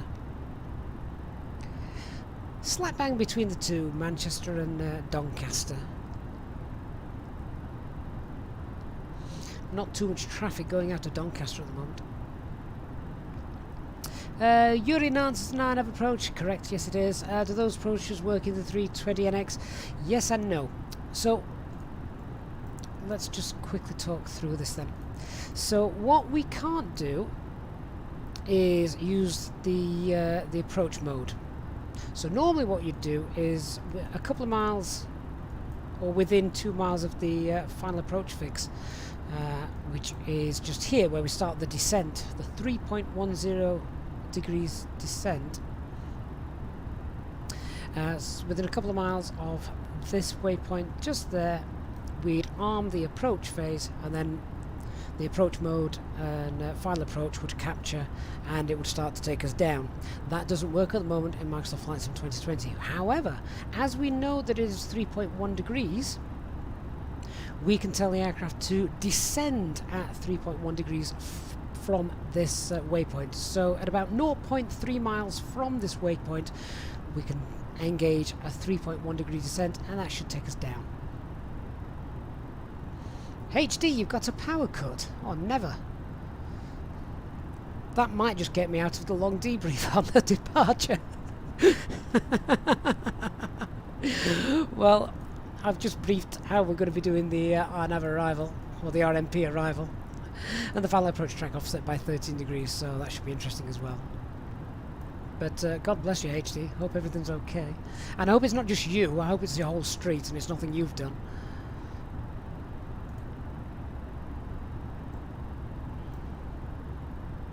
Okay, so we're going to start that descent now. And we're going down to, we can go down to flight level 200. So let's set flight level 200. Ladies and gentlemen, from the flight deck once again. Thrust idle, open descent. We will shortly be starting at 200 blue. our destination, at which point the cabin crew will start preparing for our arrival. If you could please make sure that all the aisles are clear, Down we and go. the cabin crew are able to make their way around the aircraft without any luggage in the aisles, that would be most appreciated. A reminder for our Easyjetsimpilot members that free drinks are still available from the cabin crew until the seatbelt signs are turned on. Please note, however, that the toilets will shortly go out of use. Thank you.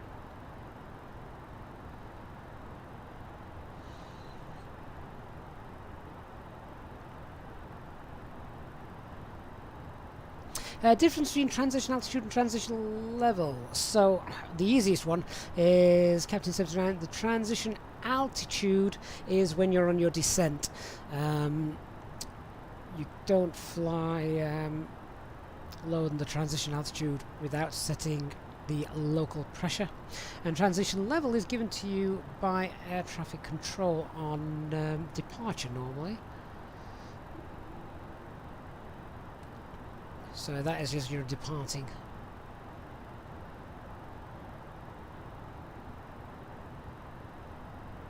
PT Chair, yeah, that's my voice on self-loading cargo.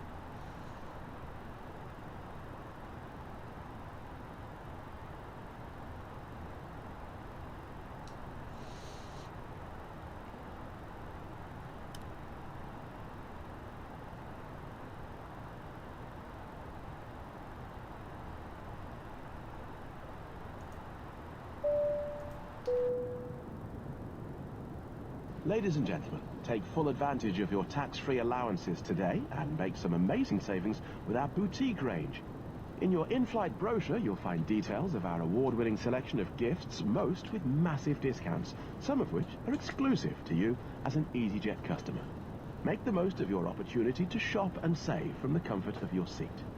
If you'd like to see any products, have any questions, or would like to make great savings, then just ask us as we join you in the cabin shortly.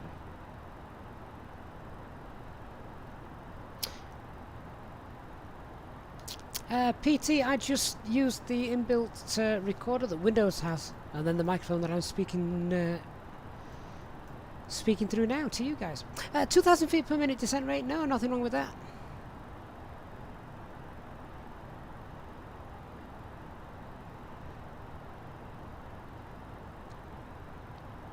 Matthew, no, I've not got the wing light on.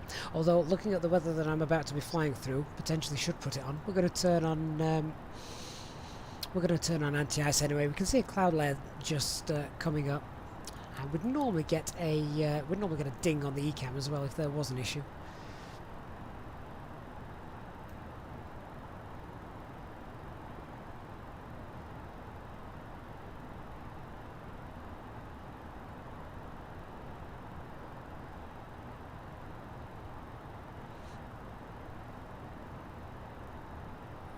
Matthew, that's quite interesting. So you've got people on that have never flown before and don't know the real rules about smoking. I said, wow. And that people need to wear headphones when listening to music on their phones. Yeah, of course they do.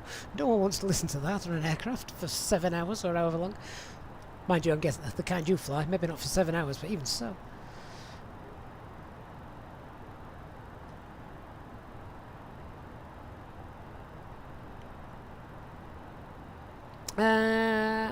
Paradox, you think you found too much fuel on board? Your planned block fuel is about 600 kilograms more than the estimated fuel at the first waypoint.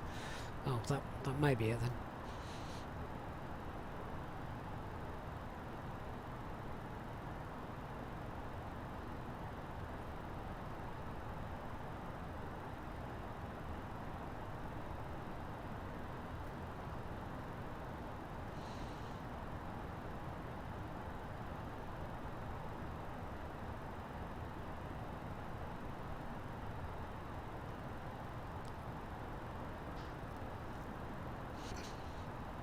So I know a few people have been asking me about the voices that we have, or that I use on self-loading cargo, and I am putting a pack together, which I will,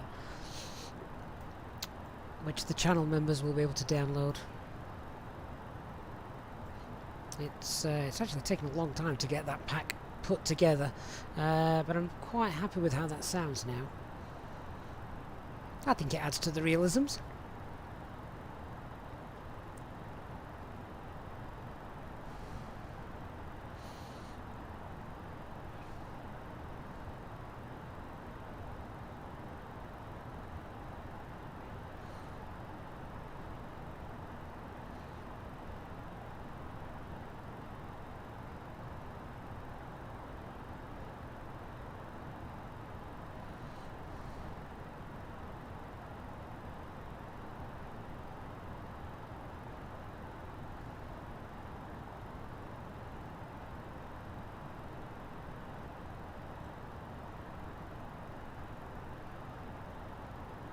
So just watching that descent rate, we want to be below flight level 240 by Manax, which we're going to be, so that's fine.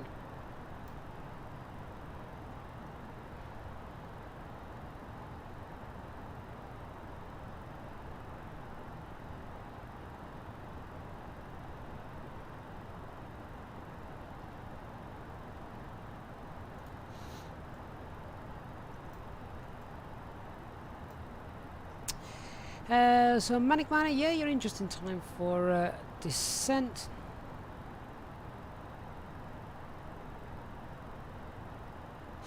So, Paradox, remember that you're not wanting your waypoint fuel, so these numbers over here, you're not wanting those to match exactly what you've got there.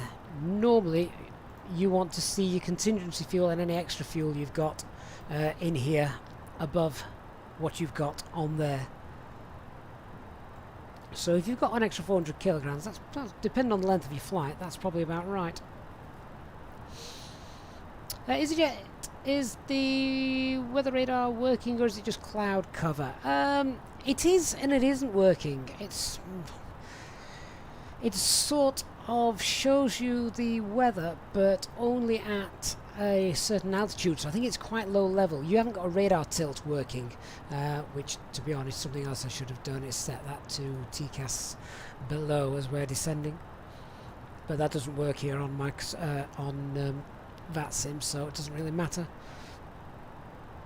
Razovan, you've had issues flying the dev version earlier today. Oh, don't say that. That's the version I'm flying right now, updated just before the flight. Oh, what issues did you have? The only issues that this aircraft has had so far is the pilot.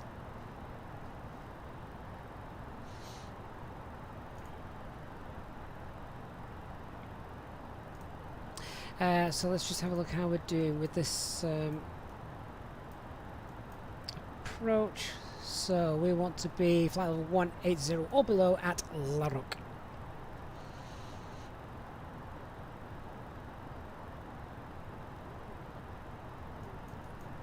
And then from there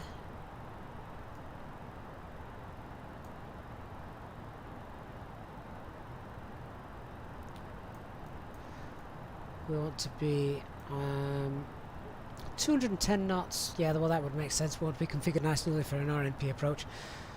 So flight level 70 and 3,000 feet at Romeo Sierra 400. Platform's 3,000 feet actually.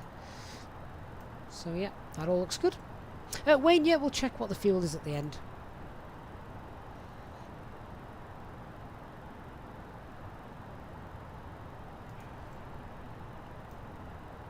Oh, Matthew, yes, something Avianca 52 didn't do. Or was it Avianca 252? Yeah, Avianca 252, I think, wasn't it? JFK. We've mentioned that before on the stream.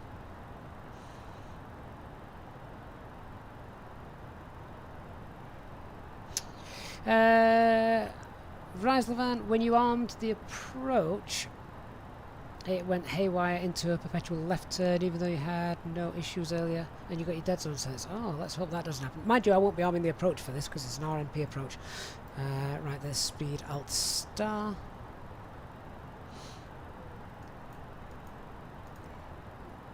Don't think we've got any other speed restrictions on this, so we're now at Turin, 30 miles away. That's fine.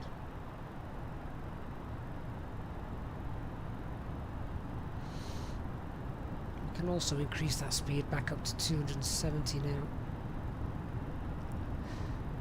Alt cruise.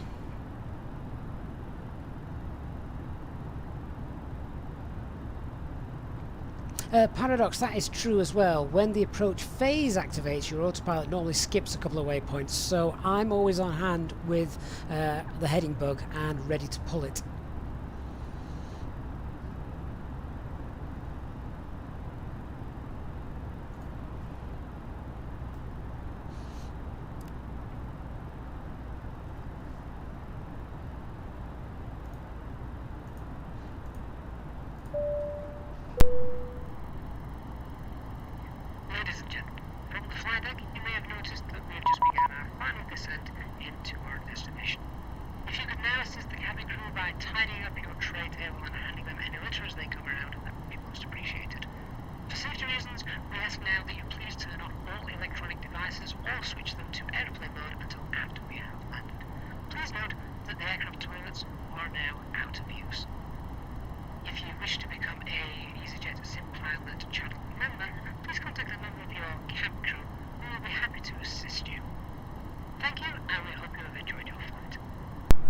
So, air traffic control is online. Un Airbus en approche à 15 nautiques au nord du terrain, Fox Tegina. Right, so best give them a call, aren't we? Nantes approach, good evening, Alpine 34 Alpha Mike, flight level 200, currently on the Manac 1 Delta arrival for runway 21. Alpine 34 Alpha Mike, not approach. Bonsoir, I call you back. Roger, 34 Alpha Mike.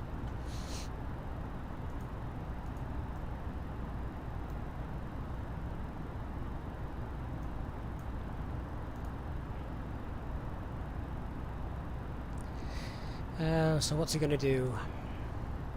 Well, we're now under radar control. I need to be descending below flight level 180. Alpine Here we go. 34 Alpha Mike, not approach. Runway news 21 in North Atlantic. Vectors for VOR approach runway 21. So turn right heading 360. Descent altitude. No, yes, descent altitude 5,000 feet, QNH 1016. Expect VOR approach runway 21, turn right heading 360, descend altitude 5,000, QNH 1016. Alpine 34 Alpha Mike. Oh, things just got a bit tougher. Okay, so 5,000 feet, and whoops. Let's not change the speed. Fox Lima, prolonger la vente arrière.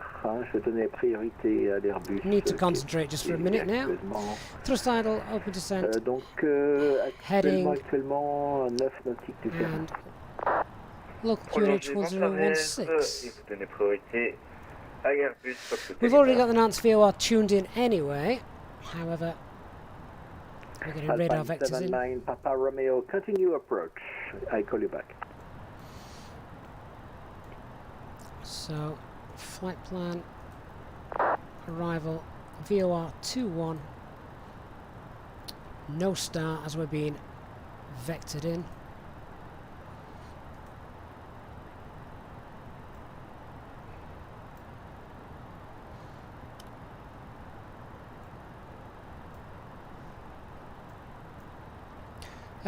Right, I now need another. Vous pouvez faire un petit tour vers l'ouest, là, au cap ouest, pour éviter le survol de Nantes.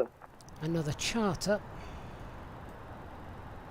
Faire un petit tour vers l'ouest, Fox Tegima, pour éviter Nantes. Voilà, vous volez 1 ou 2 minutes vers l'ouest, et puis je vais vous faire revenir très rapidement, merci. Roger, Fox Tegima. Alpine 79, Papa Romeo, number 1, surface wind 220 degrees, 8 knots, runway 21, clear to land. So I'm just checking the approach on here.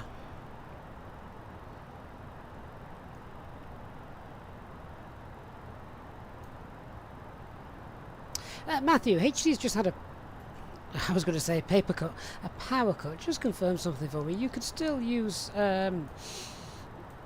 FPA, can't you, for the VOR approach? What's the final course as well? That being offset. Final approach course is 220, so we need to now pop that in. RadNav page 220. There we go. Just going to turn that down a little bit. And I want to start reducing our speed.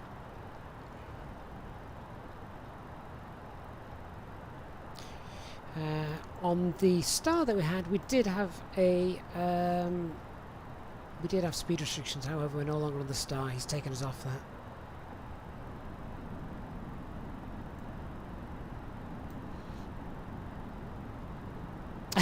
Nick, you were watching Sully.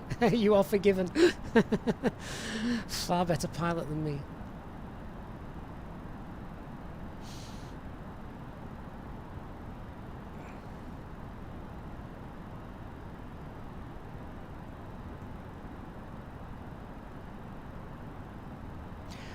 What's the weather?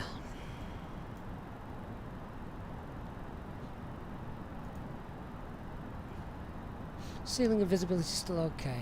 Fine. Other thing I need to change is the minimums 530. Are they okay? Fox Hotel Lima, vous pouvez revenir vers l'étape de base, piste 21 de Nord-Atlantique. Yeah, still 530. They're both exactly the same. Why we couldn't do the RNAV, I don't know. Reviens en étape de base de la 21, Fox Hotel Lima.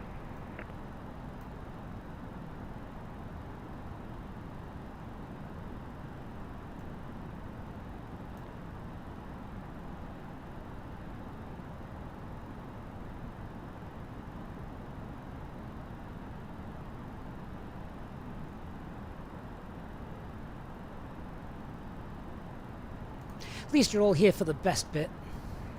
Non, t'approches, ce serait pour un complet, hein. Cette fois, Fox Hotel Lima. Fox Hotel Lima est complet, merci.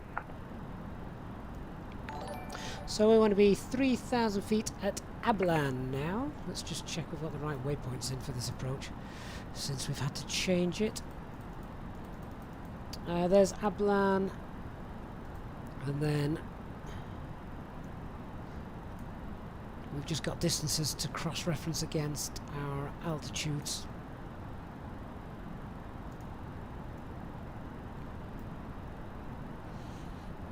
(10,000 feet). Get the landing lights on, and you should put the seatbelt signs on as En well. étape de base de Fox Hotel Lima.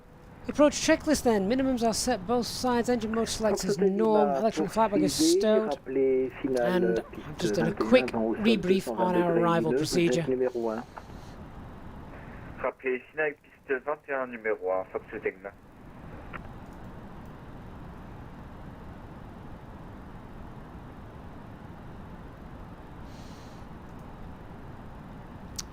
Just going to Alpine slow 34 that Alpha down. Mike, turn 10 degrees left. 10 degrees left for 34 Alpha Mike. Oh, Nick, you'd have had a nightmare, mate. We've just been given a last-minute VOR approach. What kind of madness is that? What's wrong with the RMP? Who chooses a VOR over an RMP approach?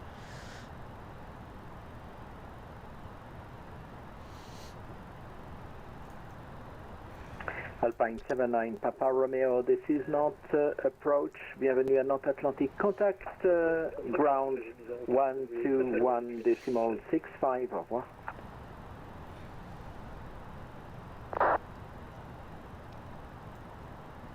I suspect HD might be yelling at the air traffic controller if he was here for making me do this. En finale pour un complet, piste 21, Fox Hotel Lima.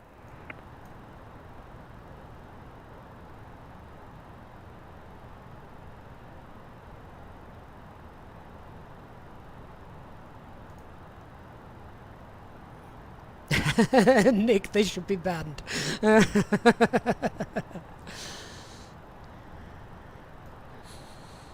Well, as long as Microsoft Flight Simulator does its En thing, finale pour un complet, Fox Hotel Lima. or rather doesn't do its thing, Fox Hotel Lima avant au sol 220 and degrés lets me have numéro decent visibility when we get there. autorisé atterrissage.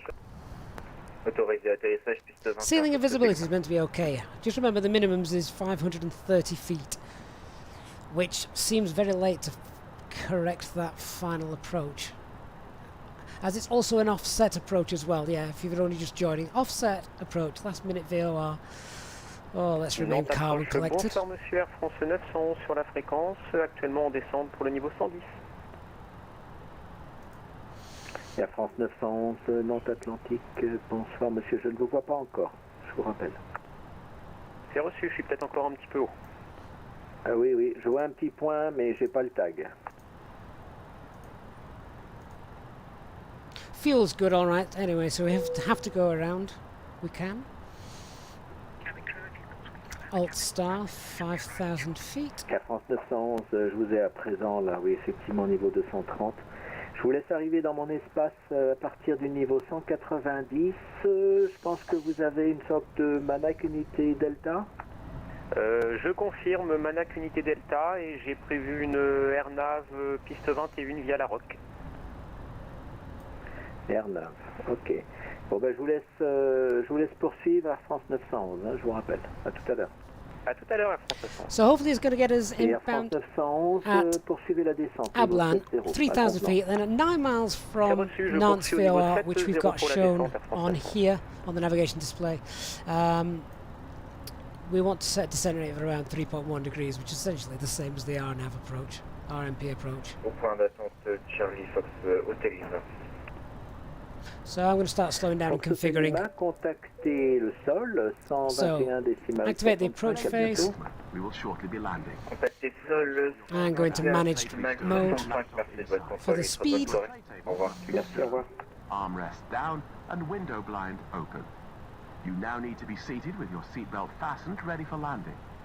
Please help us by handing in any rubbish, newspapers or magazines that you do not want to take with you. The toilets are no longer in service. That's a shame, I could use it right about now.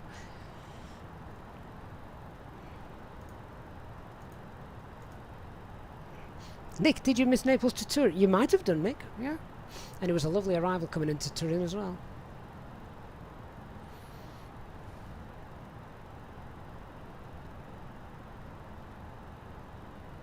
Yeah, Kira did realise it was offset because we'd upset the locals, wouldn't we? Why did ATC assign a VOR approach? Excellent question. Well presented. I don't know the answer.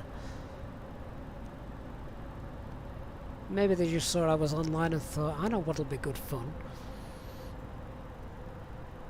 What's this rain doing? Why have we got rain? This isn't planned. There's no rain on my radar. Mind you, there is on this weather radar, so...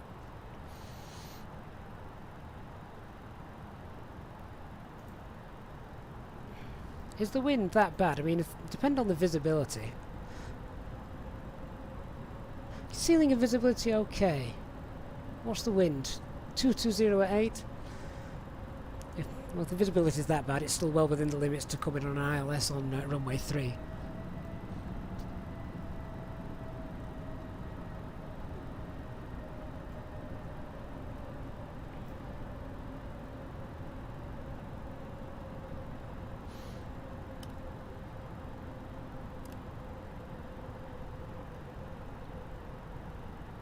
So in a minute now, I'm expecting him to turn me left. So heading around 300 degrees.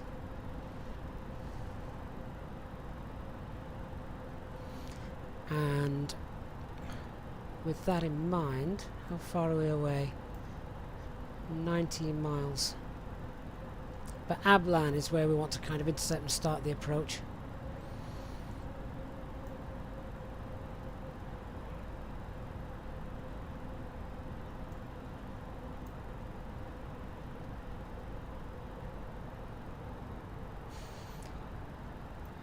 Let's start to configure. So, speed check, flaps 1.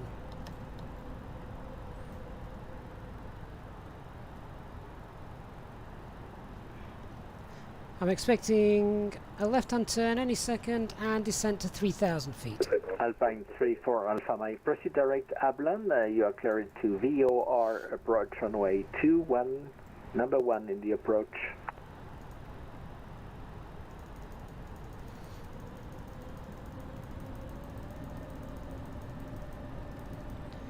Clear direct Ablan, clear the VOR approach. Alpine 34 Alpha Mike. Alpine 34 Alpha Mike, descent altitude 3,000 feet. 3,000 feet, 34 Alpha Mike.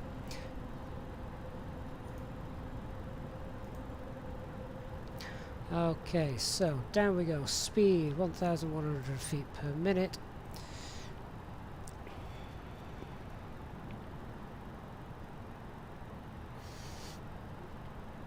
We've been cleared Ablan, which is what we expected. Before reaching Ablan, we're going to get flaps 2 down and be configured for that descent. 3.1 degree descent, and hopefully we'll see the airport before 530 feet.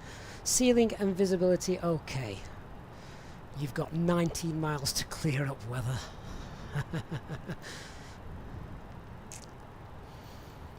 I'd planned a nice Air France chilled, 911, relaxing quittez la flight route this au evening. 360. Je quitte la ROC au 360 Air France 911.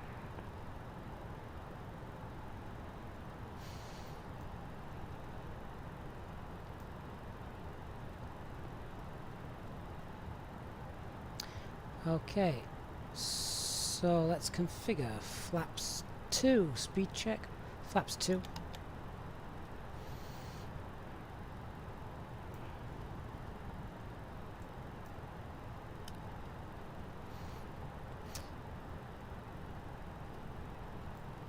And FD21, this is where we want to start descending at around 3.1 degrees.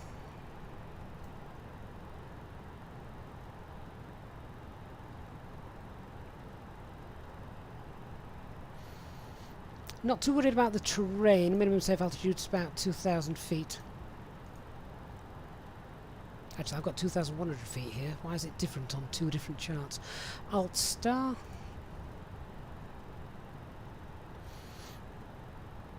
(3,000 feet), 5 miles from Ablan.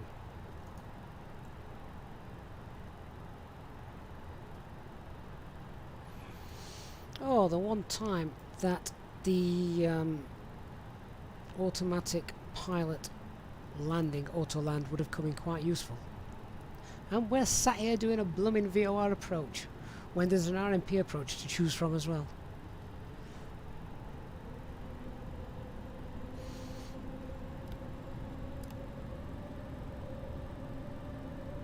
We'll check the VOR course in a few minutes. Well, Lazarus, it's been a while since we had a go around. Tonight could be the night. I hope not, it's 10 past 10 already. B&B time. Air France 235, ici Nantes approche. Bonsoir. Depuis Foxtrot, vent au sol. Not really much point looking out the windows, is there? Nothing to see. Autorisé décollage. Autorisé décollage, piste 21, Air France 235. What I am going to do is I'm just going to scroll through here, so I've got this ready to click if the autopilot does something daft. Okay, yeah, Metal says Cav okay. Yeah. That's what I was expecting. Ah, now it's going direct Nantes. Didn't want it to do that, so back to...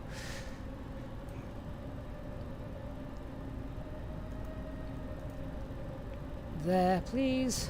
Temporary direct. Thank you. Air France 911, à droite 10 degrés. À droite de 10 degrés, Air France 911.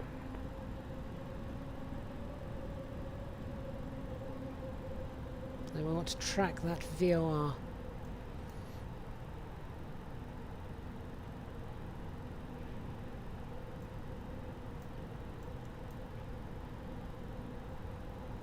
So 9 miles out, that's when we start that descent.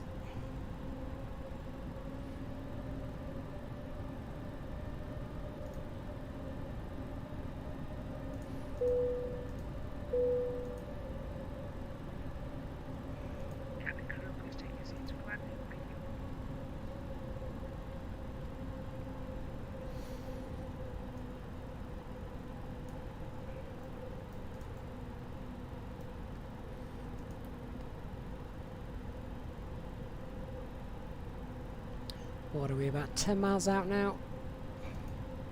Air France 911, affiché 56-55 au transpondeur. Transpondeur 56-55, Air France 911. Air France 235, identifié 1900 pieds, poursuivez la montée niveau 140, 10 miles out. 40, direct Lugène.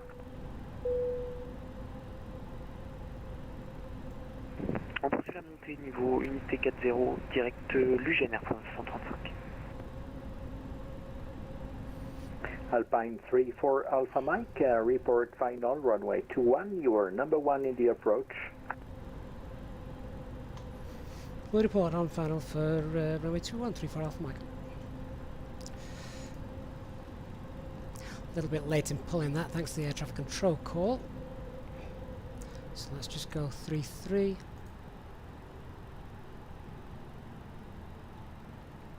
So down we go. Need to get that VOR lined up for 220.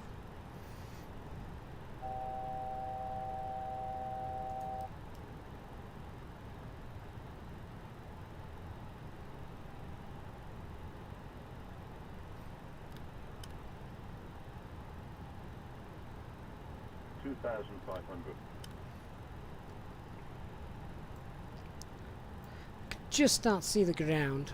Let's get those lights off, shall we?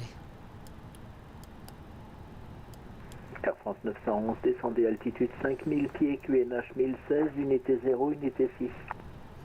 On descend 5000 pieds, QNH 1016, Air France 911. So checking those distances, let's get the gear down. What are we, 6.5 miles away? At 4.3 miles, we want to be at 1460.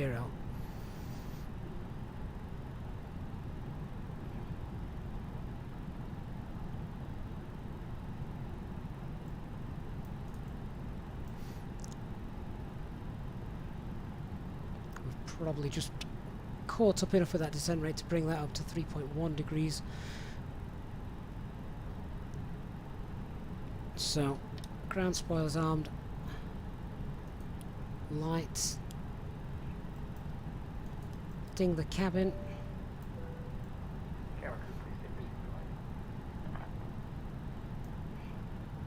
still not got any lights, we're also still slightly off track. Let's just bring that back. There it is, we've got the runway inside. Alpine 34 Alpha Mike, runway inside.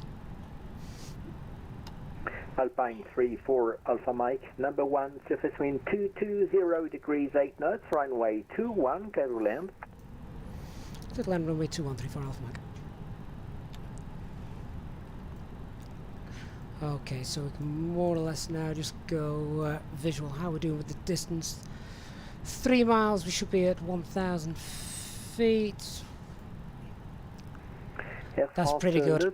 Okay, landing checklist. Cabin is secured. Go around altitude 4,000 set. Auto thrust speed, ECAM memo landing no blue. Autopilot off, I have control. Air France 235, poursuivez la montée niveau 190, unité 90.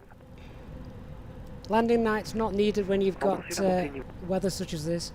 We needed to be able to see the runway. Air France 235, ici Nantes Atlantique, vous avez été coupé dans votre transmission. So, just going to be ignoring the chat for a couple of minutes. On poursuit la montée niveau 190, Air France 235. 100 above. Merci monsieur, c'est passé cette fois-ci. 500. Minimum. Continue. 400.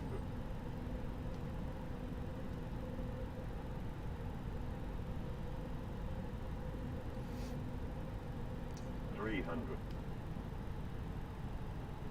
300. Just watching that wind as well. 200.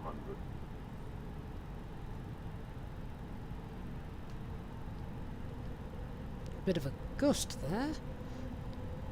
100. 50. 40. 30. 20. 10. 5. And we're down. This is not Cav OK. Reversers on. Spoilers should be deployed. Not sure why the ECAM hasn't shown us that, but we're down. Reversers off.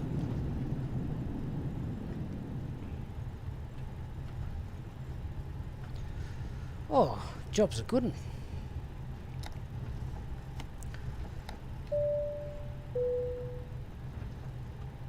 Ladies and gentlemen, the cabin crew will shortly be leaving their seats to perform safety-related duties. However, we ask that you remain seated until the fasten seatbelt sign has been switched off.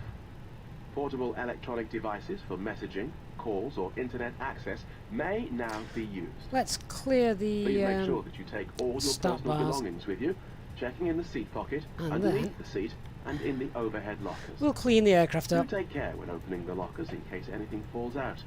Smoking is not permitted until you reach a Alpine designated 34 Alpha Mike. On behalf of the captain and the crew, it has been our pleasure looking after you today. Our ground crew will help you complete your Easyjet journey. 34 Alpha For Mike, latest runway news, 21 promotions, flight vacated. and destination information, check out our official Facebook page. Alpine 34 Alpha Mike. You should not taxi on the taxiway. It's a mistake. You should remain at Bravo. Really? Imagine if we have another aircraft going to the south on the taxiway. You see the picture? Very bad for you. Very, very bad for you. So take care. Take care. Alpine 34 Alpha Mike. Contact the ground on 121.65. Au revoir. 12165, thanks for the service, Alpine 34 Alpha Mike. Right, okay, fair enough. If an aircraft was taxiing in the opposite direction, that would be a problem, although, fair enough. Air France 911, Anyway, what's the ground frequency? 12165. Numéro 1, on rappelle 4 nautiques finales Air France 911. Air France 235, vous approchez du niveau 190 qui est le plafond de... Not certain what aircraft would be taxiing down here to runway 03, given that we've got aircraft coming in at the opposite end, but okay. Nantes ground Alpine 34 Alpha Mike is with you on Romeo 2. Alpine 34 Alpha Mike, Nantes ground, bonsoir and welcome to Nantes Atlantic Airport. Taxi gate 3 via Romeo, right Romeo Charlie and left Romeo Delta. Gate 3 Romeo Charlie, Romeo Delta. Taxi gate fee via Romeo 2, Romeo Charlie and Romeo Delta for Alpine 34 Alpha Mike.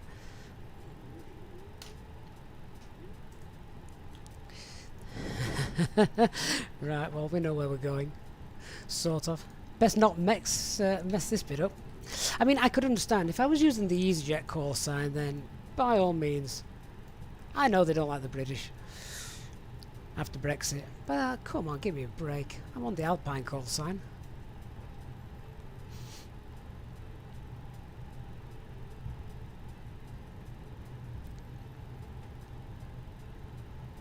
Anyone wanted to do the fuel check now?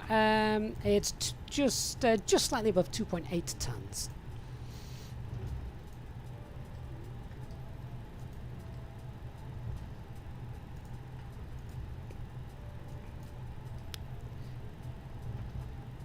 I've also got the replay to come as well for if anyone wants to watch that replay. I'll look forward to that in a moment.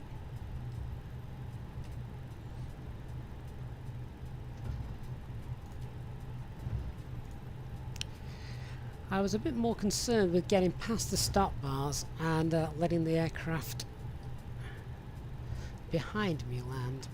Right, I believe that was taxiway Mike. This should be Romeo Charlie. This is one of the problems, of course, with the default aircraft, the default airports. They're not fantastic at night. So this should be Romeo Charlie, which comes around onto Romeo Delta. And stand 3.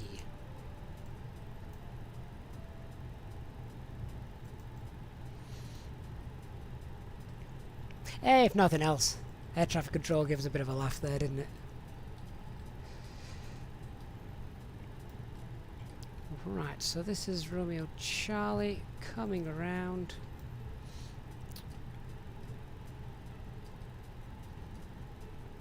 And the gate will be on our right in a moment.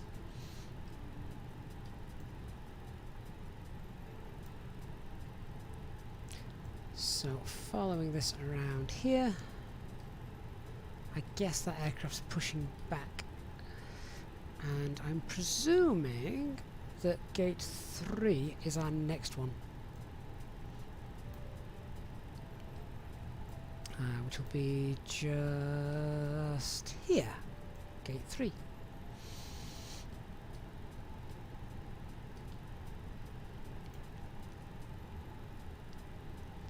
Lucas, you're very kind. Lucas says we deserve a beer after that. Thank you very much, sir, Lucas, for your very kind donation there. Get your own back and run the marshaller over. I should turn the taxi lights off, of course, but I needed them to see the taxiway. They're not actually lit up, are they?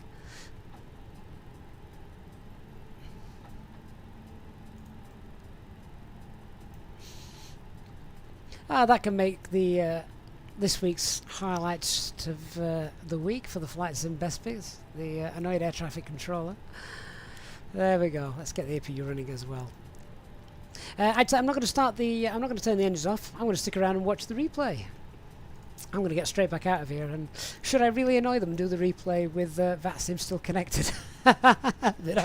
Just have it whizzing around the radar all over them, giving them a complete headache, like a fly buzzing on the screen. Okay, I'm going to disconnect from VATSIM, and goodbye to them. They're done for the night. And let's run the replay, shall we? So just stop that. As for Cav OK, this weather is certainly not Cav OK. Let's load that. And just let that load. Oh, self-loading cargo. I forgot to close that down. Just turn off the warnings there, otherwise they get in the way. So we probably won't have too much to see at the moment. Let's get right on final approach, and we can watch that VOR coming in. 2,500.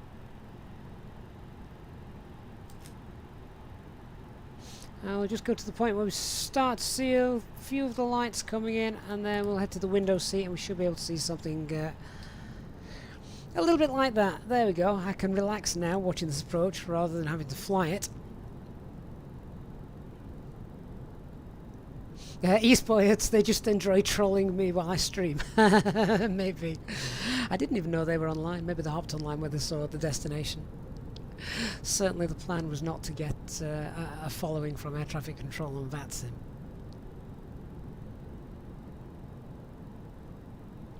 I've just been looking through the charts to see if there's anything I can see with regards to stopping before turning back onto the taxiway. But I can't see anything. There's nowhere else to go. Passing the stop line, of course. You don't want your tail to be hanging over the runway when you've got another aircraft coming. You know where you need to be going. You need to be going back towards the terminal. Kiri, this is Cav OK for Brittany. Fair dues.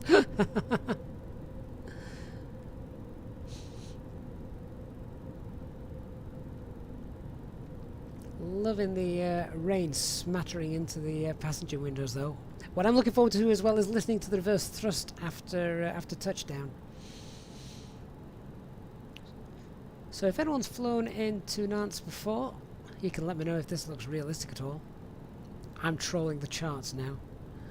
See if there's anything we missed specifically about the arrival and not taxiing back to the terminal.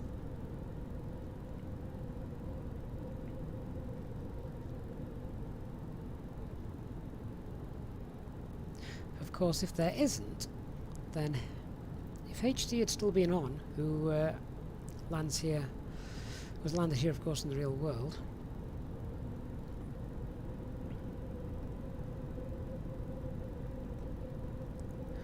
He'd have probably had a coronary with that.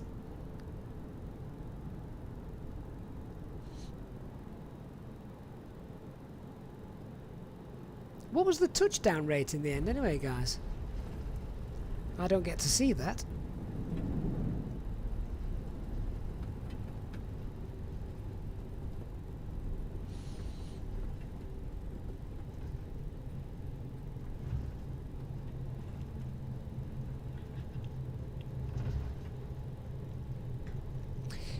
So not that much to see from that passenger window, given the appalling weather. Let's pause that and rewind, shall we?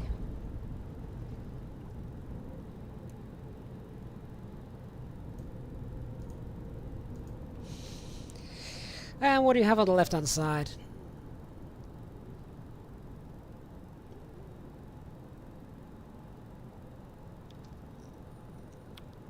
They made me do the VATSIM approach on purpose. Well, we got it down.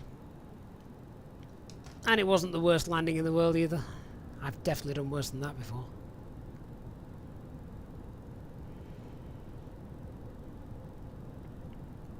Definitely done worse than that. I love the graphics at night.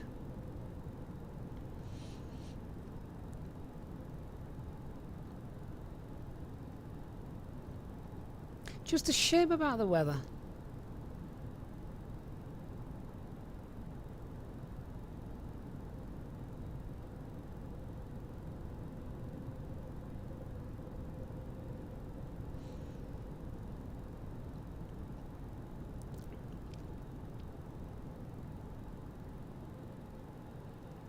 So yeah, some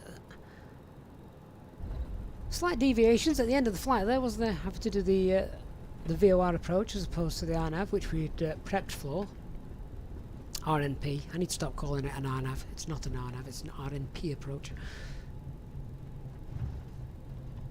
But all's well that ends well. We got our passengers safely down, regardless of the fact that we had a rubbish METAR.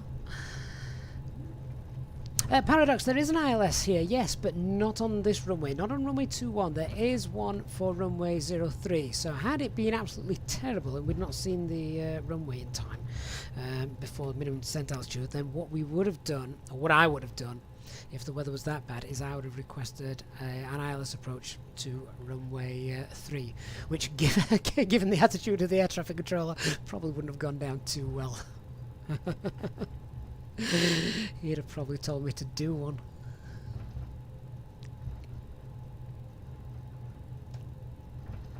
Wonderful. Okay guys, so thank you very, very much for watching. Big thank you to all of you that have enjoyed this flight with me this evening. We got some entertainment at the end, didn't we? There we are. Makes it worth watching all the way through, doesn't it? So a big thank you to those of you that have recently subscribed to the channel as well. Remember, we have got our 10,000 subscriber special flight, hopefully taking place on Wednesday, a full day in the life of a pilot with multiple sectors to be flown all day, and I will be here live on the microphone as well for that. It's going to be a long day, it's going to be fun, and hopefully no curveballs from air traffic control, should they be online, because we will be on VATSIM. A big thank you to those of you who have donated and contributed to the flight this evening, and of course, as always, a massive thank you to our Easyjet Sim Pilot members, and a big thank you to you for your current support and continued support. Thanks very, very much, everybody. As I say, I'm going to leave you with one final replay. Good night, everyone.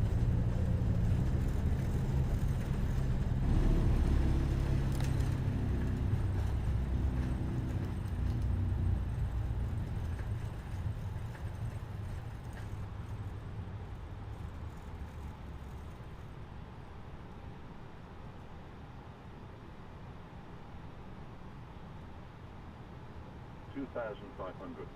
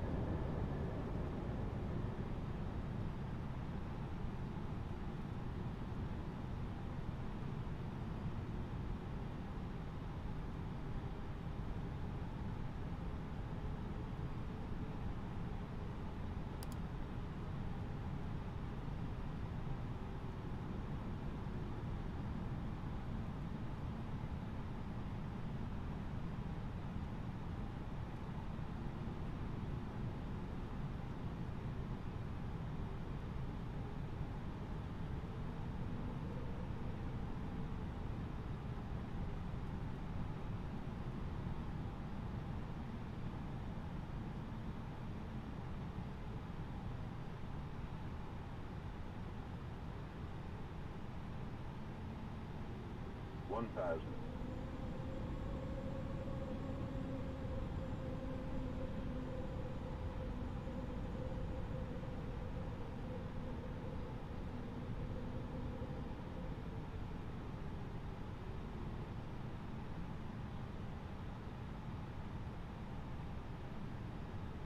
500. 400. 300. 300. 200. 100. 50, 40, 30, 20, 10, 5.